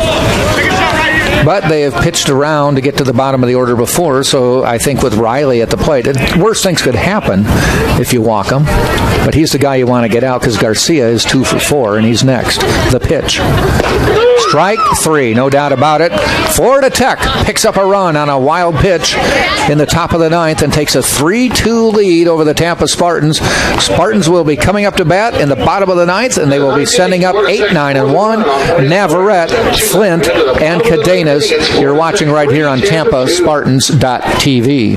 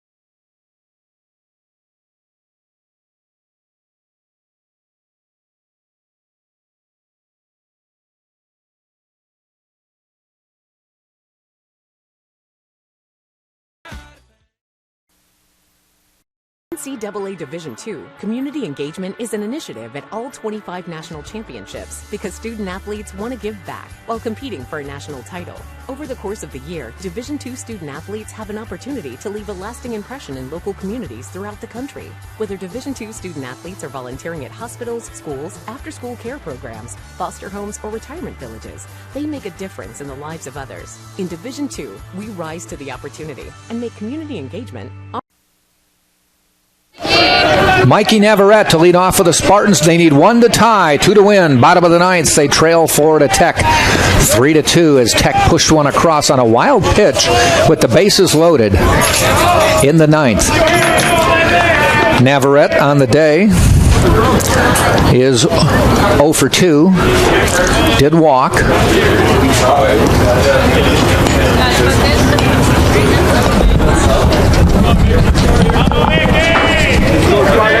I think the catcher Owens didn't have his little wrist guide with the pitches on it. I'd say just ignore the coach and call what you want at that point. Exactly. Navarrete to the plate.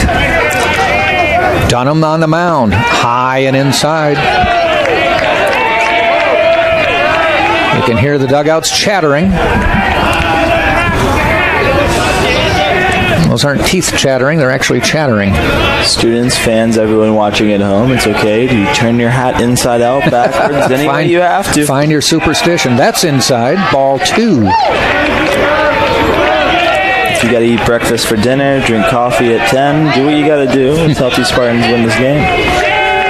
Dunham added to the drama last inning where the Spartans loaded the bases, didn't score because he came in and immediately hit a batter to load the bases. Now he's 3-0. Then he got the out on a strikeout to end the inning. The crowd tried to get into his ear. Seems to be doing a fairly decent job with the third ball in a row. All right, no doubt. Taking all the way here. You need a base runner. As it looks like the kid from last game that I can't remember his name, Side Armor, he's warming up here in the Florida Tech bullpen. Or might just be another Side Armor. It looks very similar. 3-0. Inside, ball 4. Back Neverett out of the batter's box. And he gets a free pass to first. That brings up Christian Flint, and I think he's probably going to put down the bunt and get Navarrete to second because the top of the order is after him.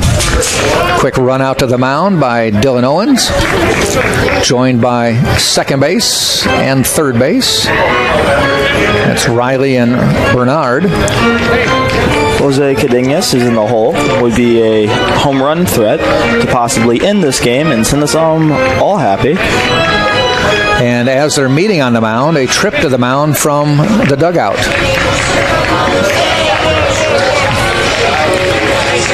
So a timeout. I have to ask you, Jack, do you believe on stepping on the line as bad luck? I hop over him. I can't. I'm a hopper. Ever since little, people legitimately would get mad at one another if they stepped on the line. Like, friendships were drawn. Nope, try not to step on cracks in the sidewalk, all that stuff.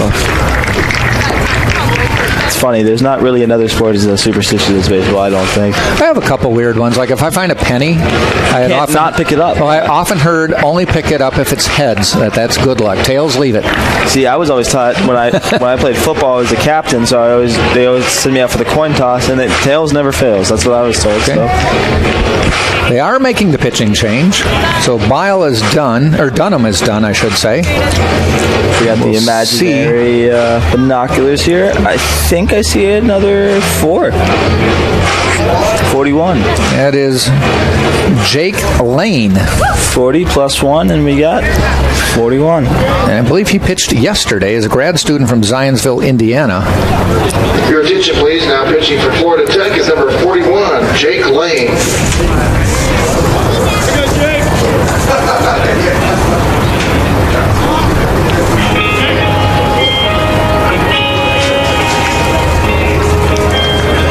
So he'll get his warm-ups. We're going to take a break while he warms up. We'll be right back. 3-2, Florida Tech leads Tampa in the 9th inning on TampaSpartans.tv.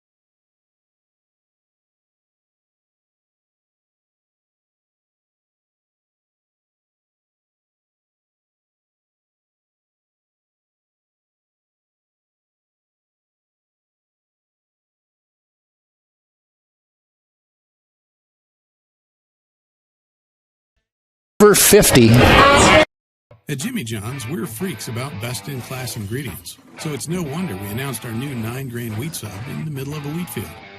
When you've got news this big, it's not enough to just add it to the menu. Where's the freak yeah in that? To celebrate a new sandwich with a taste so inspired, we introduced it in the place that inspired it.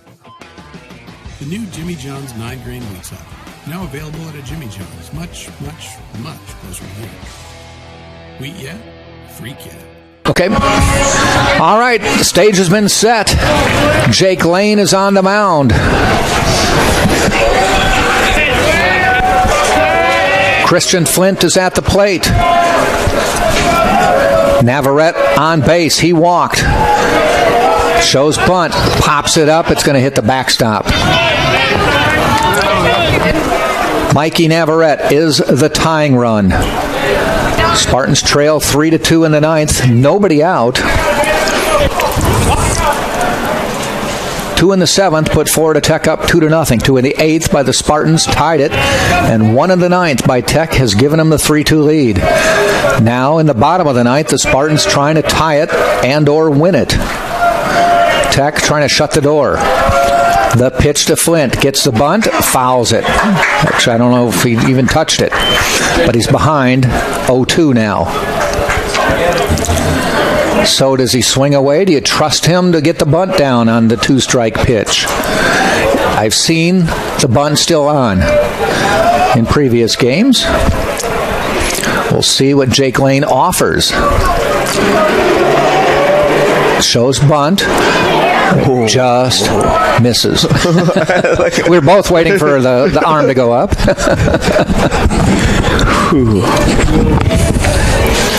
1 ball, 2 strikes. He showed bunt, though.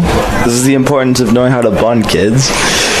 He fouled 1 off the backstop, fouled 1 at his feet. 1 ball, 2 strikes. Lane with a long look. Navarrete with a lead. Cheating at third. Gets the bunt down. It's a good bunt. That's going to move the runners.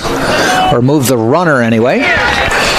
Gets Navarrete to second. Gets it across. Solidly hit between the mound and first. Forced Lane to come off the mound to make the play. Navarrete on contact was running. As soon as he saw it was on the ground. Now Cadenas to the plate, one of the best hitters on the Spartan team, and has power. Wind negligible. It's not even blowing the flag out there, which was standing straight for most of the games when it was light. Cadenas today, though, 0 for 3 in this game, walked and scored last time up. The pitch, low. Cadenas scored in the 8th when the Spartans needed 2 to tie. So Weiss is the pitcher record for us? Navarrete leading off second. Shortstop, Quintero, kind of hovering behind him. The pitch to Cadenas. Call strike. You can hear live on our mic, both dugouts are saying Jose, Jose, Jose for various reasons, I'd imagine. One to intimidate, the other one to support. He probably doesn't hear it. 1 ball, 1 strike. Quintero trying his best to shorten the lead of Navarrete. The pitch. Outside, ball 2. Opens up a pretty big hole between third and short, but he wants to cut the lead down for Navarrete. So on a base hit, which would more than likely be between third and short, he doesn't get a good jump. Fairly deep in the outfield. 2 balls, 1 strike. In the stretch is Lane. Swing and a miss. 2-2. Drew Earhart on deck.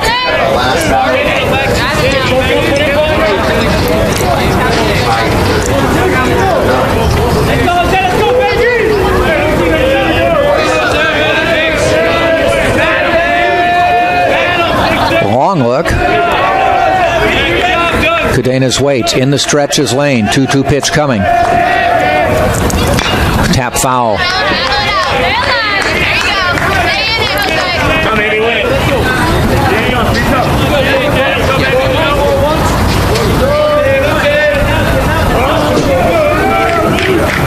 So we'll do the 2-2 again.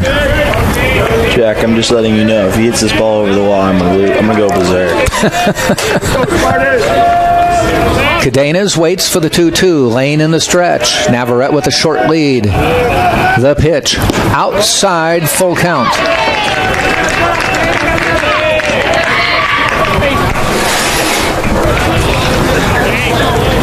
It seems everyone at home has turned their caps inside out and backwards. It's the baseball crossing their fingers, doing whatever they can. Cadenas moves the bat around. Lane now into the stretch. 3-2 pitch coming up. The pitch. Cadenas swings and misses. 2 out. I think the catcher thought the game was over. Yeah, his arms went up for a second, and then he's like, oh, not yet. Spartans, though, down to their final out, and it's Drew Earhart. He'll be a tough out. Spartans need a base hit to tie this game up. Earhart singled back in the first, struck out, flown out, and had to sacrifice his last at-bat. Last hope for the Spartans. They're down 3-2, bottom of the 9th. Runner on second, though, is the tying run. Lane sets and fires. Earhart looks at a pitch that is just low.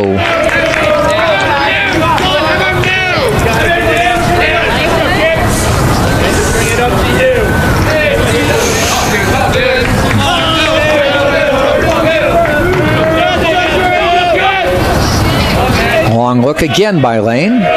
The 1-0 pitch to Earhart. Curveball, call strike. Nice pitch. That was just an impossible pitch to hit as it just broke at the last possible second.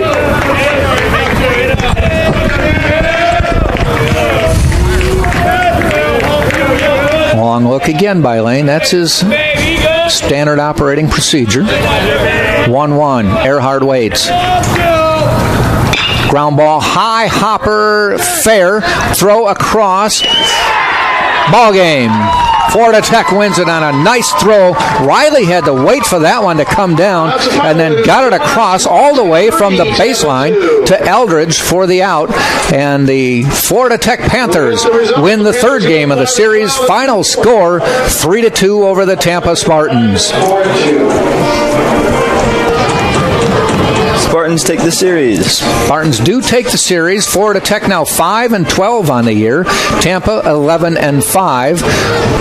Florida Tech now 2-4 in Sunshine State Conference play, and the Tampa Spartans are 4-2. Bo Weiss will take the loss, and the win should go to Andrew Lane, who is Andrew Dunham, who is the pitcher of record when Florida Tech took the lead in the top of the 9th. So, next up for the Tampa Spartans, they will play Monday against Seton Hill, a non-conference, non-regional game right here at 3 o'clock.